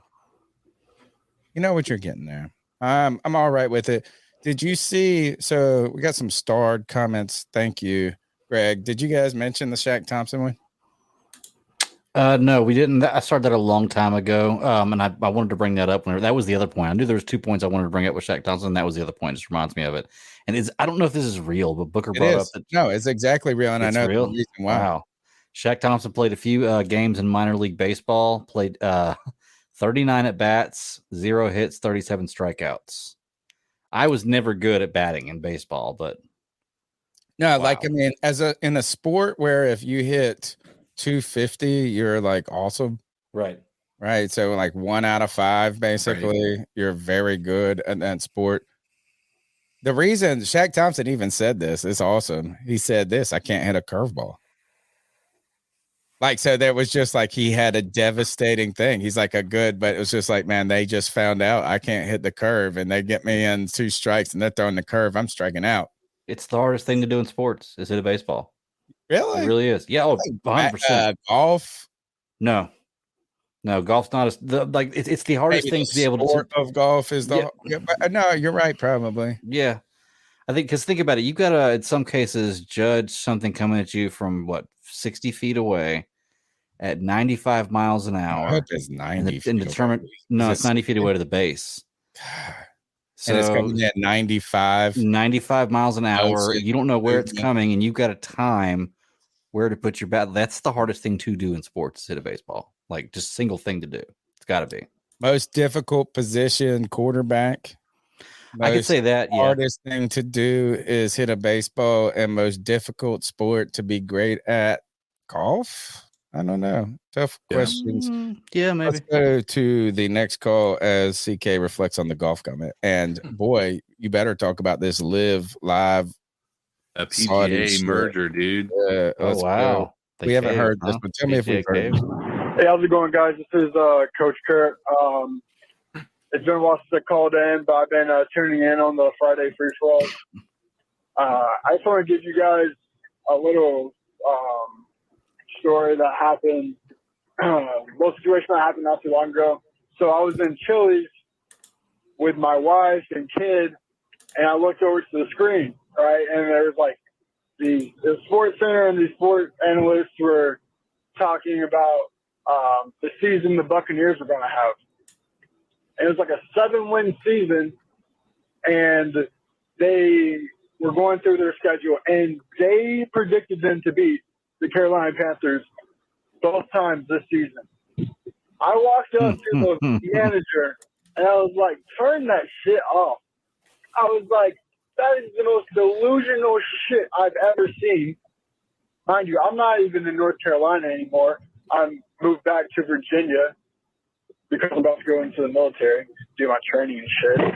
But he goes, oh, you must be a Panthers fan. I'm like, no shit, I'm rocking my Panthers fucking hat and everything. And he's like, man, you guys are garbage. And I was like, you know what? Now, I got up, we got out of the seat, and I wasn't that pressed. But then they were talking mad shit. And I was like, bitch, you have our sloppy seconds. 90% of your team is our sloppy seconds. And we got the fuck out of Chili's. Anyway, fucking went and ate at fucking Red Robin. But I need to go get my free burger. yeah, like these guys, these sports analysts, I mean, they get paid to fucking vomit bullshit. And then turn around and the past couple of weeks are leaked of trashing fucking Baker Mayfield, throwing absolute ducks, overthrowing the receivers with no pressure, with no DBs on the receivers, and they're supposed to beat us twice this year. Dude, I'm sick and tired of the Panthers slander. All right, y'all. I'm about to get heated just talking about it. All right, see you. Catch y'all later. Yeah, it's that's where it becomes real. It's not about not talk. It's about who you are also just AKA giving credit to by accident. Yeah, no, that's the part of it. I think that like the disrespect. I mean, that part of it is too. Like, media is not only the ones giving disrespect. It's like we have to live day-to-day lives, and people constantly are talking about everybody. Like he said he's in Virginia, and that person was like, "You guys are garbage," right? But there's a good chance that they're probably Commanders fans if they're living in Virginia. And if that's the case, like, in what world do you feel like you have any position to stand on saying that we're garbage? Like, you have no quarterback whatsoever. And like, I have not had, that's the one team I don't get any, and I have some I call them Redskins still, but I have some friends that are lifelong fans of that team. And they have never talked shit to me. Like, they recognize, they're smart enough to know that while they don't have to suck the Panthers D, they know their shit is deficient. Is there a team that's getting more antiquated in their legacy than the Commanders?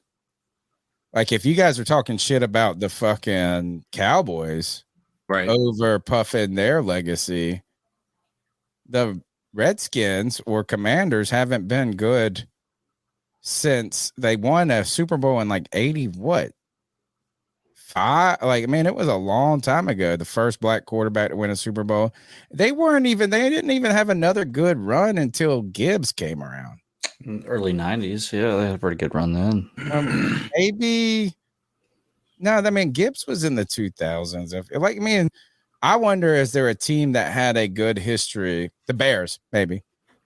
Maybe the Bears are in there, is like, had a good history at some point, but now that good history is so far in the fucking rear view.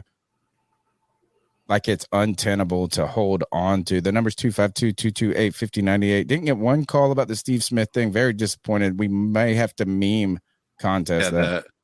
What do you meme? Yeah, we can just do Hey a guys, meme. Coach Kurt again. I just wanted to give you another call about the fact that Leonard Floyd is currently, as of yesterday, off the market and is going to the Buffalo Bills, which is fucking fantastic. That's what all of the NFL needs. And I feel like, Clowney and that coach at the end, I forgot his name. Yana Ngakwe. Something like that. But, and D-Hop, like these guys are going to start going because as soon as someone like Leonard Floyd gets a contract, then everybody else is going to feed after those other edges that are available. And we already know it's a bidding war for fucking D-Hop. So I feel like just with the cap that we have, that we just got to go in and make offers. Like Clowney, I don't think should be super expensive because I feel like at this point it's just a name. Like he can bring experience and stuff like that and could be a good compliment to Brian Burns on the opposite side. But I don't think it should be that expensive. Because he's getting a little older up in age at the edge position. Or we need to fucking it's going to suck, but I think we got to make a big time offer for obviously D-Hop. But if none of these work, if we don't get a solid offer and sign at least D-Hop or one of the two edges that are available, then we just got to put that bag on fucking Brian Burns' shoulder and let that man walk away happy as shit. Coming into the season, a lot more confident with a contract because we've seen in the past what players do when they don't get a nice bag when they deserve it. But yeah, just my thoughts and opinions. Let me know what y'all think. All right, y'all. Bye. Well, I think that brings up a good question. We have the second most cap space in the NFL right now, as of this moment for the remainder of this league year. What do you want to see happen is number one. And like he said, number two, if that doesn't happen, do you feel comfortable saying, all right, what we can do for Brian Burns is give him a massive signing bonus so he gets the money that he's looking for up front load that cost in this year's cap situation. If you can't get any of these big time free agents, then that way you can make it a lot easier for next year when you have to worry about Derrick Brown or any of these other guys out there that you might be wanting to re-sign. Yeah, I like the idea. I mean, that's a good idea right there, but it really just all boils down to the question of, do you want to give Brian Burns the money? Yes, you have to. First, we don't have a choice. We have zero choices. We're going to sit here arguing about us needing to sign a 34-year-old DM desperately. Right. The hell, you got the guy right here. We have to have Brian Burns on this team. But I think, CK, I'm starting to go to the position is that maybe we are getting our hopes up too much as fans about what the season should be or could be. Right. And let's hope that the season's better than expectations. But let's not forget that, like, if we don't win this year, we're like, this year ain't the only year. And I just looked up how much of the salary cap you can roll over, and you can roll over as much as you can. Right. There's not a limit on it. So I'm starting to wonder is that unless you get somebody at like we probably could benefit from having a player that we know has played in the league and been successful. Sure. But at the same time, is that paying too much for that house right now? It's like buying a house in this market. You're overpaying for it, and shit's going to potentially come down. And then, like, what are you really going to get out of it? Are you going to get a year where the best theoretically is you make the playoffs and you're like, oh shit, everybody surprised us? Or are you really trying to have a good year this year and then really have great seasons 2 and 3 years down the road? So I think I'm starting to lean to the point of this is like discount. Yeah, discount. I don't want to pay nothing for no 34-year-old defensive end. Fuck that. Well, right. I can agree with you on that, but what do you mean when you say you can roll over as much as you want? Because so you have a cap of like say 212 million or whatever the number is. And if we spend 187, whatever the difference that we don't spend, 37 added to our budget next year. Not true. It says this. No. Well, it means it's 37. No, well, hold on. It's 37 million that you're going to have available for next year. You're right. But the way you're wording it is incorrect, because the way you're wording it means that, like, if next year the salary cap's 212 again, then we get to add 37 million to that 212, which is not true.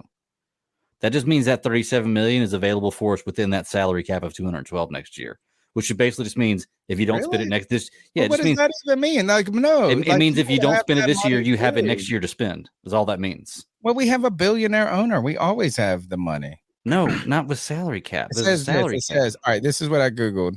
Here, let's read. Oh, I'll read this. Hold on. Actually, it says this. So what happens to, and we'll figure this out, is what happens to unused salary cap. NFL teams are allowed to roll over any unused cap space from one season to the next. Clubs must tell the league that they plan to roll over the cap space by 4 p.m. on the day after their regular season finale. While the NFL has a salary cap, it also has a salary floor. So teams cannot hold on to money in perpetuity. Teams must spend at least 89% of their cap over a 4-year period, while the NFL as a whole must spend 95%. That sounds to me like you do get an extra 13. Like you actually want to come in. No, if you get 5 million from last year, you get, instead of 212, you got 217. No, you every year. Where did you hear differently? Because that's the way it's always worked. Every year you have, let's say the salary cap's $212 million. Like you said, we spent, that means that next year coming in, we have that $37 million that we spent the other bit that's going in to roll into next year. The price for that. Okay. So I don't understand what rolls then. If you only get 212, what the fuck rolls? The stuff you didn't use, but it rolls back into the salary cap that you're still under. It's what I'm saying. It's a tricky way of wording it. All it's saying is if you don't use it, you get to use it next year. It's like saying if I keep this $37 in my wallet, next year I get to keep this $37, but I have a maximum of budget of $140. Mm-hmm. And you said this is I spent $100 this year. Mm-hmm. I want to roll my 140 into next year. And then you say, well, you have a 140 budget. That's not rolling, especially if you had an income of like you could have covered the 140 anyway. You're going to spend 140. I agree. That doesn't make sense. I'm saying it's worded incorrectly. What do you think? Google can you have more money than the salary cap? That'll answer the question right there. Google it. I just read the dang rule. Okay. Well, actually, it was from Pro Football Talk, but Pro Football Network. Let's see. Can NFL salary cap rollover? Can NFL teams go over the salary cap? Exceeding the salary cap is not an option for NFL teams. As the new year begins, they must be under the cap. So I guess the question is, because I know there is the potential for the rollover. I don't know the specific rules. Does it make sense if you only have a budget of $100 mm-hmm. and I spend $80 this year mm-hmm. and the budget is $100 next year, and you say I get to roll over the extra money, but I got a $100 anyway next year. I just have the same fucking budget. I just should have just spent the $20. What you're saying makes sense, but it's just I just know it's not the way it is. Like you can't roll over money and go over the salary cap. I think that the rule they had in there where you have to spend 89% of your cap anyway is probably what prevents that people from doing that, from just sucking for a few years and not paying anybody, and then having a year where you have like a $212,000 million salary cap to blow. But I just know that you can't go over the salary cap. Like, so I think that I understand what you're saying because I agree with you, but I think that was just worded wrong. I think the rollover is what's getting us here. And I don't think rollover is the right exact wording of the rollover, because I just don't understand that. CK, you are in money. Do you understand what I'm saying, CK? Is like, if my budget doesn't roll, then the word rollover shouldn't be used. Right. I think that's where we agree. But 11% of $212 million is a significant amount of money. Yeah. You know what I'm saying? So, like, if you could roll over 5% of 200 million, what is that? So that would be $10 million. That's a fucking Jadeveon Clowney next year or something. Yeah. Interesting. All right. I personally feel like the benefit of front loading Brian Burns' contract and then having a manageable salary after that is worth it for everybody, more so than trying to roll over. Well, no. I mean, like, is that maybe, I guess you wouldn't roll over. It would be like, could we do that and roll over? I guess I'm saying is the question of, is us getting a 1-year rental for $10 million, is it going to really change our team's trajectory as much as that $10 million could help next year? That's all I'm asking. And that is, if it goes to Brian, if you're talking about allocating it to Brian Burns or something, that's different than what I'm talking about. But right. Well, I'm just saying, like, right now we have the second most cap space. Number one. We do. That means a couple of things. We have the opportunity to trade for people in the middle of the season. We have the opportunity to get people's long-term deals done, early in the off season or late in the off season, or maybe even in the middle of the season. But I think the hope is from all fans is that we're going to be signing some free agents to make this defense or even our offense look better. Right. I think right now, the main two things people are clamoring for are D-Hop or an edge guy opposite Burns, right?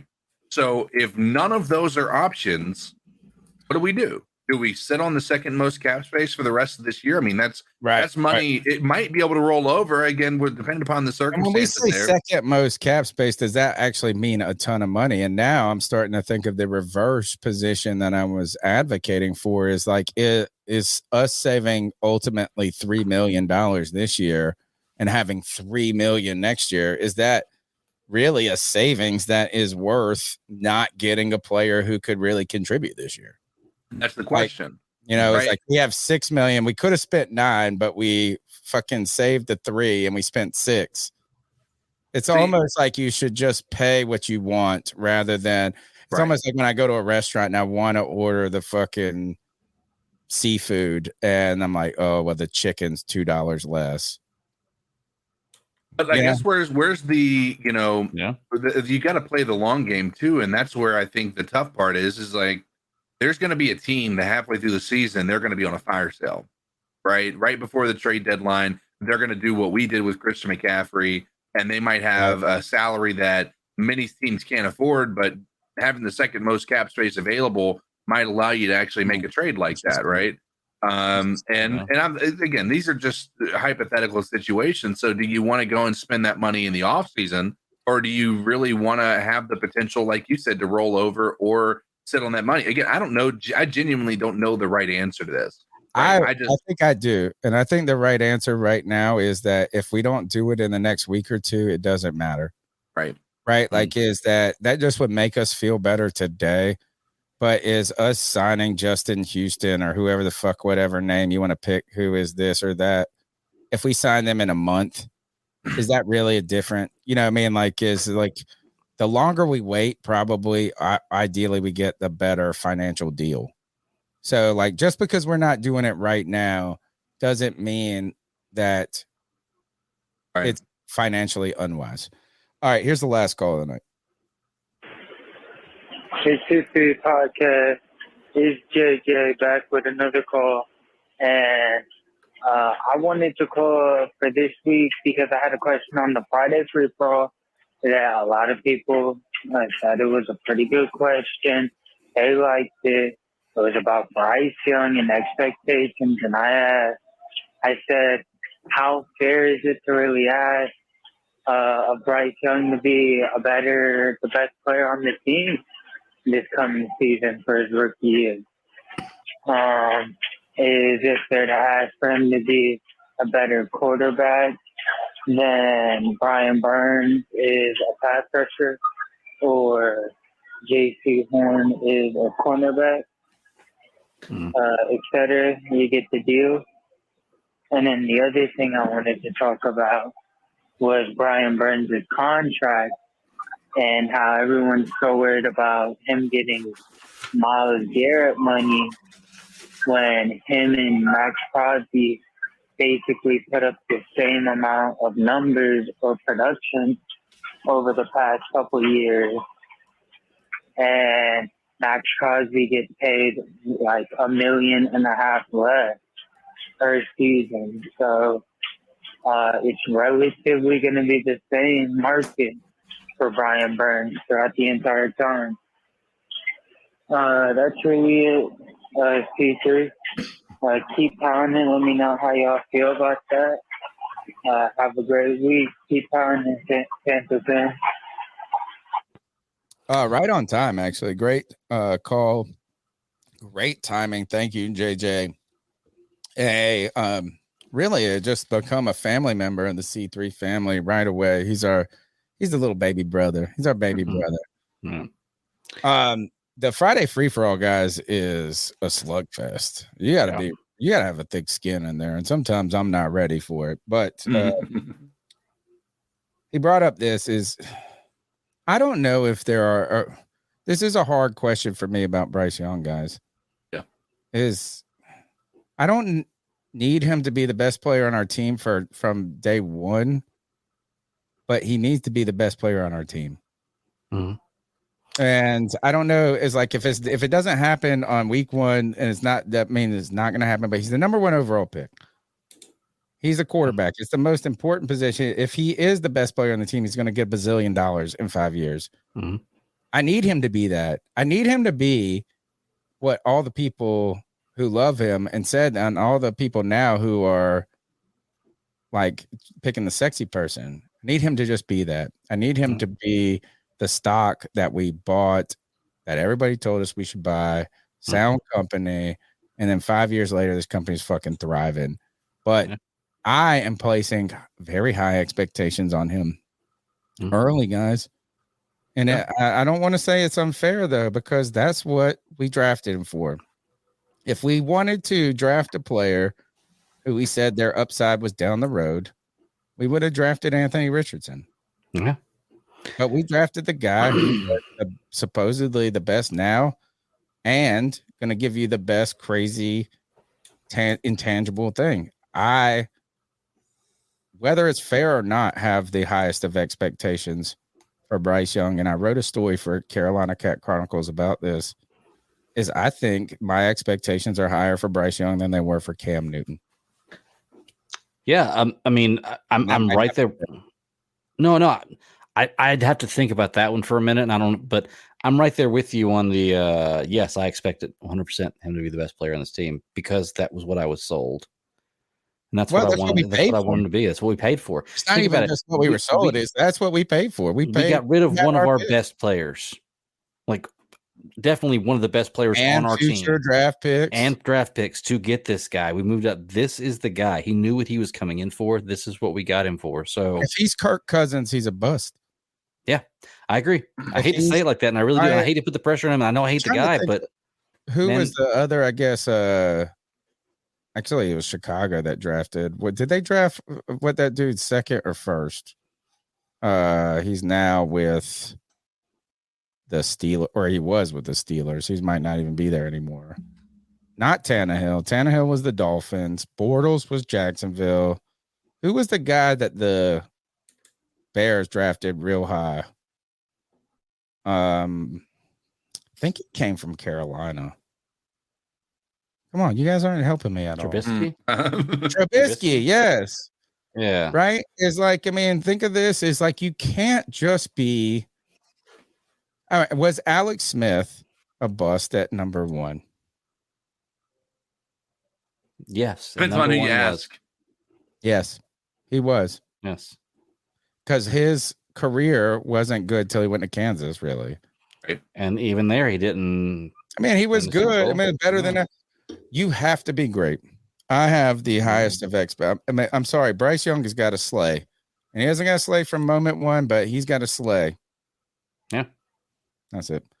All right, that's the C3 Panthers podcast brought to you by CarolinaCatChronicles.com. We usually do the news, but the only thing in the news really I think worth talking about, unless you guys got something, maybe is Dalvin Cook is going to potentially be a Dolphin and make a super fucking team over with the Dolphins. But at the same time, I think this is a smart move. And I don't even know if this guy, I don't know who this guy is. It says Dolphins starting offensive lineman. So I don't even know what fucking position he plays on the offensive line. Is holding out mandatory minicamp, seeking new contract. Smart time for an offensive lineman to big dick the team, right? Is like, if you're going to go out and make a super team, like, what if you said this is like, hey, I mean, you can't do it. That offensive line is like, do you want to really do this, or you want to give me what I want? I don't know. I don't think there's any. Is there any other NFL news that you guys need to talk about? I mean, No, just that was just all that speculation stuff. But other than that, no. That was interesting. You said Dalvin Cook might go to Miami because he played in Florida State, didn't he?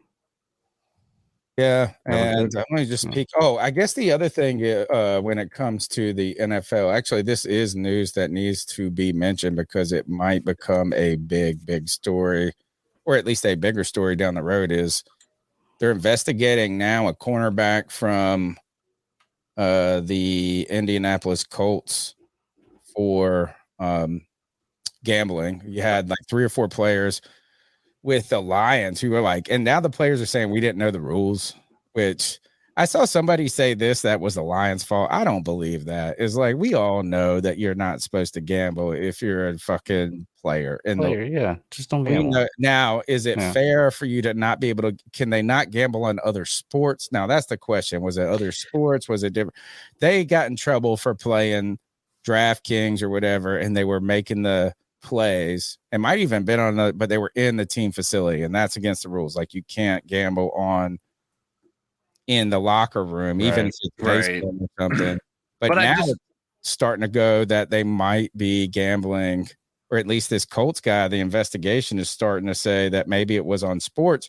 And I heard that reports are that there are more and more people that they have their eye on, and wait until it hits a marquee player. And it's just a weird it's kind of odd because the NFL also promotes gambling. Right. So, I mean, watch that story.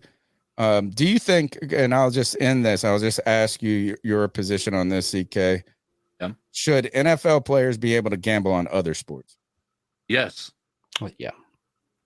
I don't even think it's that hard of a question. Like, I think that I don't think that there should be that much of a restriction. Like, even with Calvin Ridley, like, he wasn't playing.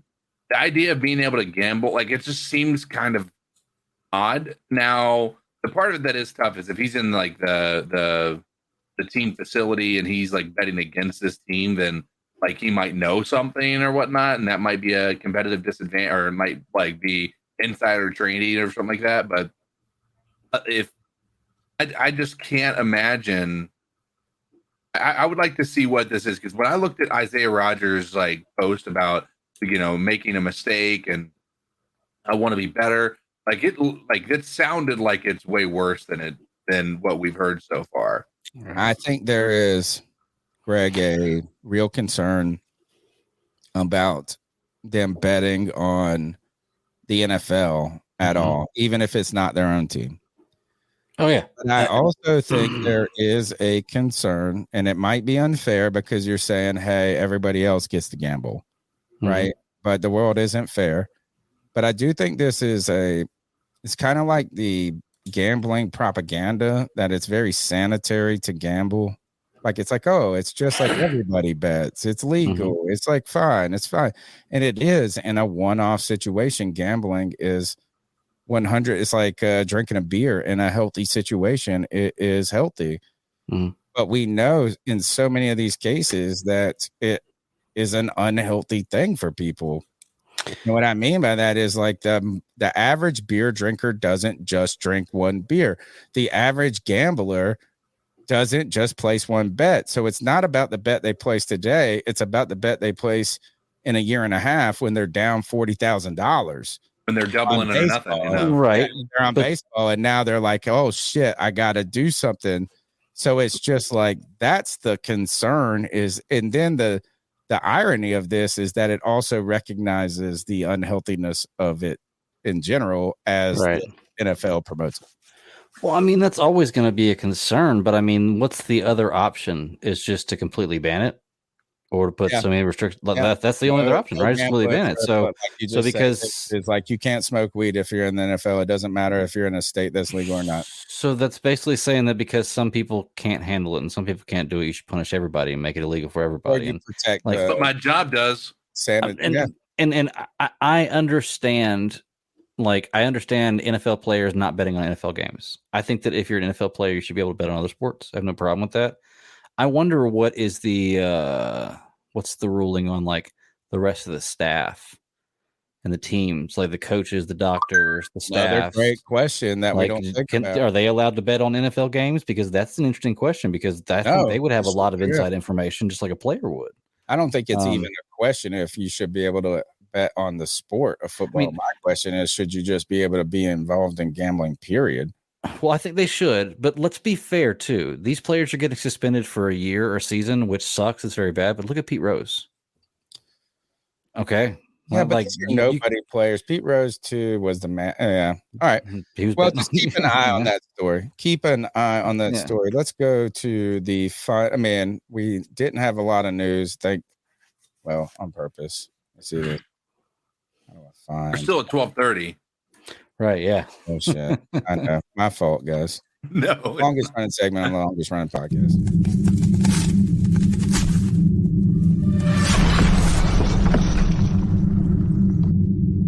Ice up, son. Ice up. It's time for us to ice up someone, tell them toughen up to get it together. The longest running segment on the longest running podcast on the longest running show, because your host likes to talk. And that's what podcasts are built for. Yep. Go ahead, guys. I got to load you guys up with some great ones tonight. So, I mean, if you guys are ready, you don't got nothing, CK? I think I'm like CK. I don't think I have anything either, man. Gosh, I feel like we should always ice you guys up. I'm just I usually have one, but my biggest issue is like I'm constantly doing stuff, and so like when I do see something, I think about it. And I'm like, oh, that's gonna be good, and then I just forget to save it, or you got to bookmark it. Yeah, you got to bookmark it, and now you have a bookmark folder that you can do that I've been doing. Let's see if I can go through. So I bookmark this. Here is my first ice up pick goes to this homeboy. I got one. I do have one. I don't mind a girl with some curves, but don't make her feel silly about it.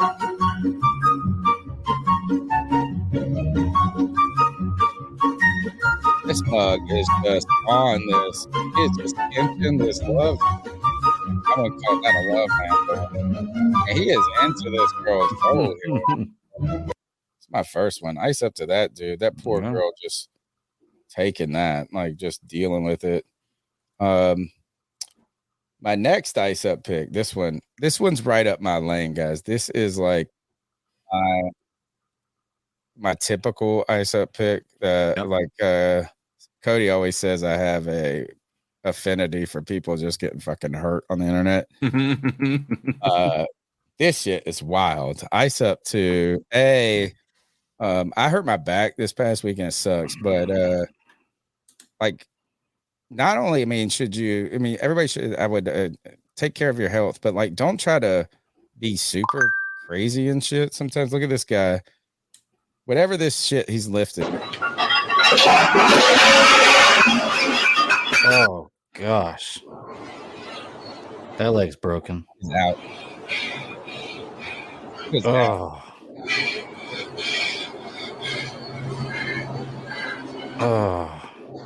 Oh man.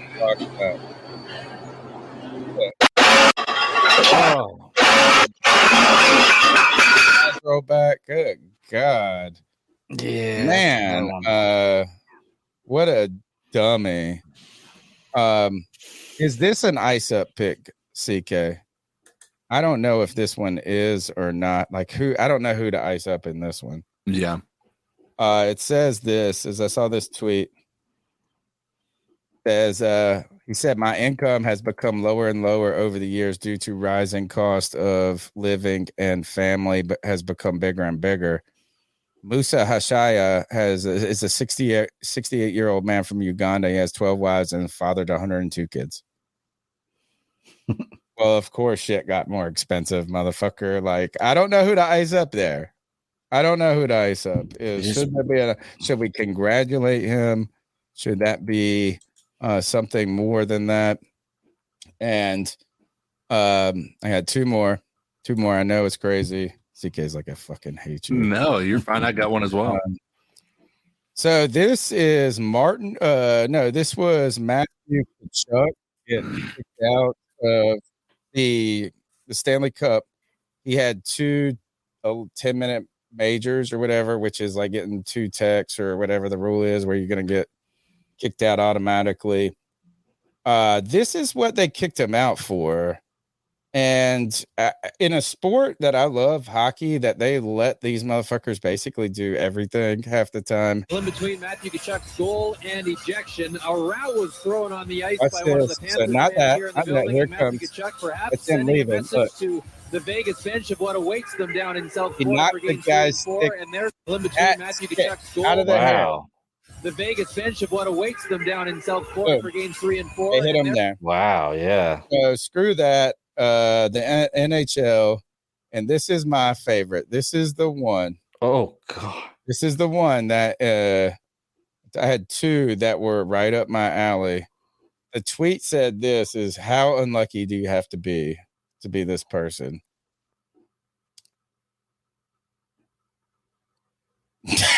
Oh God. So to recap this for people who are listening right now, we're looking at a stop sign, an intersection where somebody's riding like a Vespa or a scooter. They get hit by a car. That sucks already, right? Right. So they get in an accident, they get hit by a car, but look, as they go flying, the person falls into the drain. That the human-sized drain. Yeah. The 1 foot space that it's already hard enough to get in. Like sinking a long putt. Look. It's in the hole. It's like sinking a long putt right there. That was crazy. Ice up to bad luck. That's what Jaycee wanted to say. Those are my ice up picks. You got one there, Greg? I don't. Yeah. Okay. So I got one. There's a town near me called Franklin County. And as you can imagine, it is I don't know. I feel like most places that are called Franklin County are going to be super duper like country, right? Well, there's a sheriff in this here town that happened to go on a cruise with his family, and he had his daughter sitting on his lap, and there was a gentleman who noticed that his hand was a little close to a place on his daughter's body that no dad or man should ever be that close to. And so he started videotaping it, showed it to the ship, the ship crew. They also had video of this. The FBI was waiting for him in Miami when they returned. By the way, he's a sheriff. There's a lot of people like, supporting him. And the dude, like, there's a lot. The reason this is so damaging and why this is an ice up is like after his daughter got up and went somewhere else, he had to sit there with his hands on his lap. If you catch my drift, like his boner. Yeah, like you could tell that like there was no other reason to put your hands where basically where that was. And he sat there for a few minutes until it was all clear, right? Now I'm always a fan of giving due justice and letting him be innocent until proven guilty. What I am not a fan of is an entire community of people rallying behind this man, saying like he's such a good person. There's no way that this like there's so much evidence to the contrary that this guy is predatory towards his own daughter, and they've raised GoFundMe. They created a GoFundMe to be able to help him be able to survive. They've raised like $10,000. GoFundMe finally caught on, and they shut down the GoFundMe site. But I just want to say to people like that. I mean, again, we don't know the extent of what has taken place, behind closed doors, but. From the understanding, I mean, it was enough to have the FBI waiting for him in Miami when they got back from their cruise to take him into custody. So to that gentleman and anybody who's just blindly following people because you know them as part of the community, ice up. I hope the people that donated to his GoFundMe used a VPN because I'm saying check their hard drives, bitches. Like, right. And how the heck does a parent have enough? I mean, I don't even know if that's the right word, enough self-control to handle that in the most sophisticated way rather than like murdering them. No, this was the dad. Right. And his daughter doing it. Yeah, the dad who had his daughter on his lap. Tiddling the right. But he like the thing is like he's claiming that it was all like there was nothing wrong with it. But in the same interview, he said, I probably would have punched another guy in the face if I saw them doing that to my daughter. And I'm like, no tolerance for family weird shit. No, it's the weirdest thing to me. Not weird, the worst. You know what I'm saying? But nope. Bad. Yeah. All right. Ice up to nothing. Ice up to Greg. Cody's at the ballet checking out David Dotto. Don't tell him I said that. Actually, we're gonna make it the David Dotto, aka Dab on him, aka Cody Lashney Award. I'm sure he's gonna hear. It's the C3 Panthers podcast brought to you by CarolinaCatChronicles.com. Every Tuesday night, chop up the latest Panthers news and opinions. Got a new microphone. Tell me if you like the sound of it, if you can tell a difference or same. And follow me on cat_chronicles, CarolinaCatChronicles.com. You can find CK at CodeDizzle_Allen. And Greg, you didn't do the podcast this past Friday, did you? I didn't. No, we got busy. So all of us, we're coming back. Yeah, it's for fun.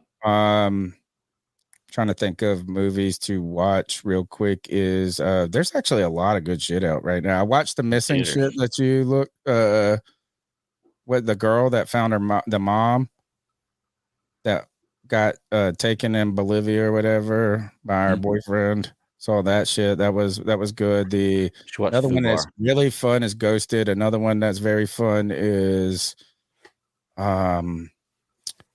Search, I think it's called. A lot of cool stuff. And there's a Fortune one with Jason Statham. It's real fun about them like being MI6 people or whatever. So that's it. Yep. Let's get out of here. Miss Cody. Until next week, keep pounding.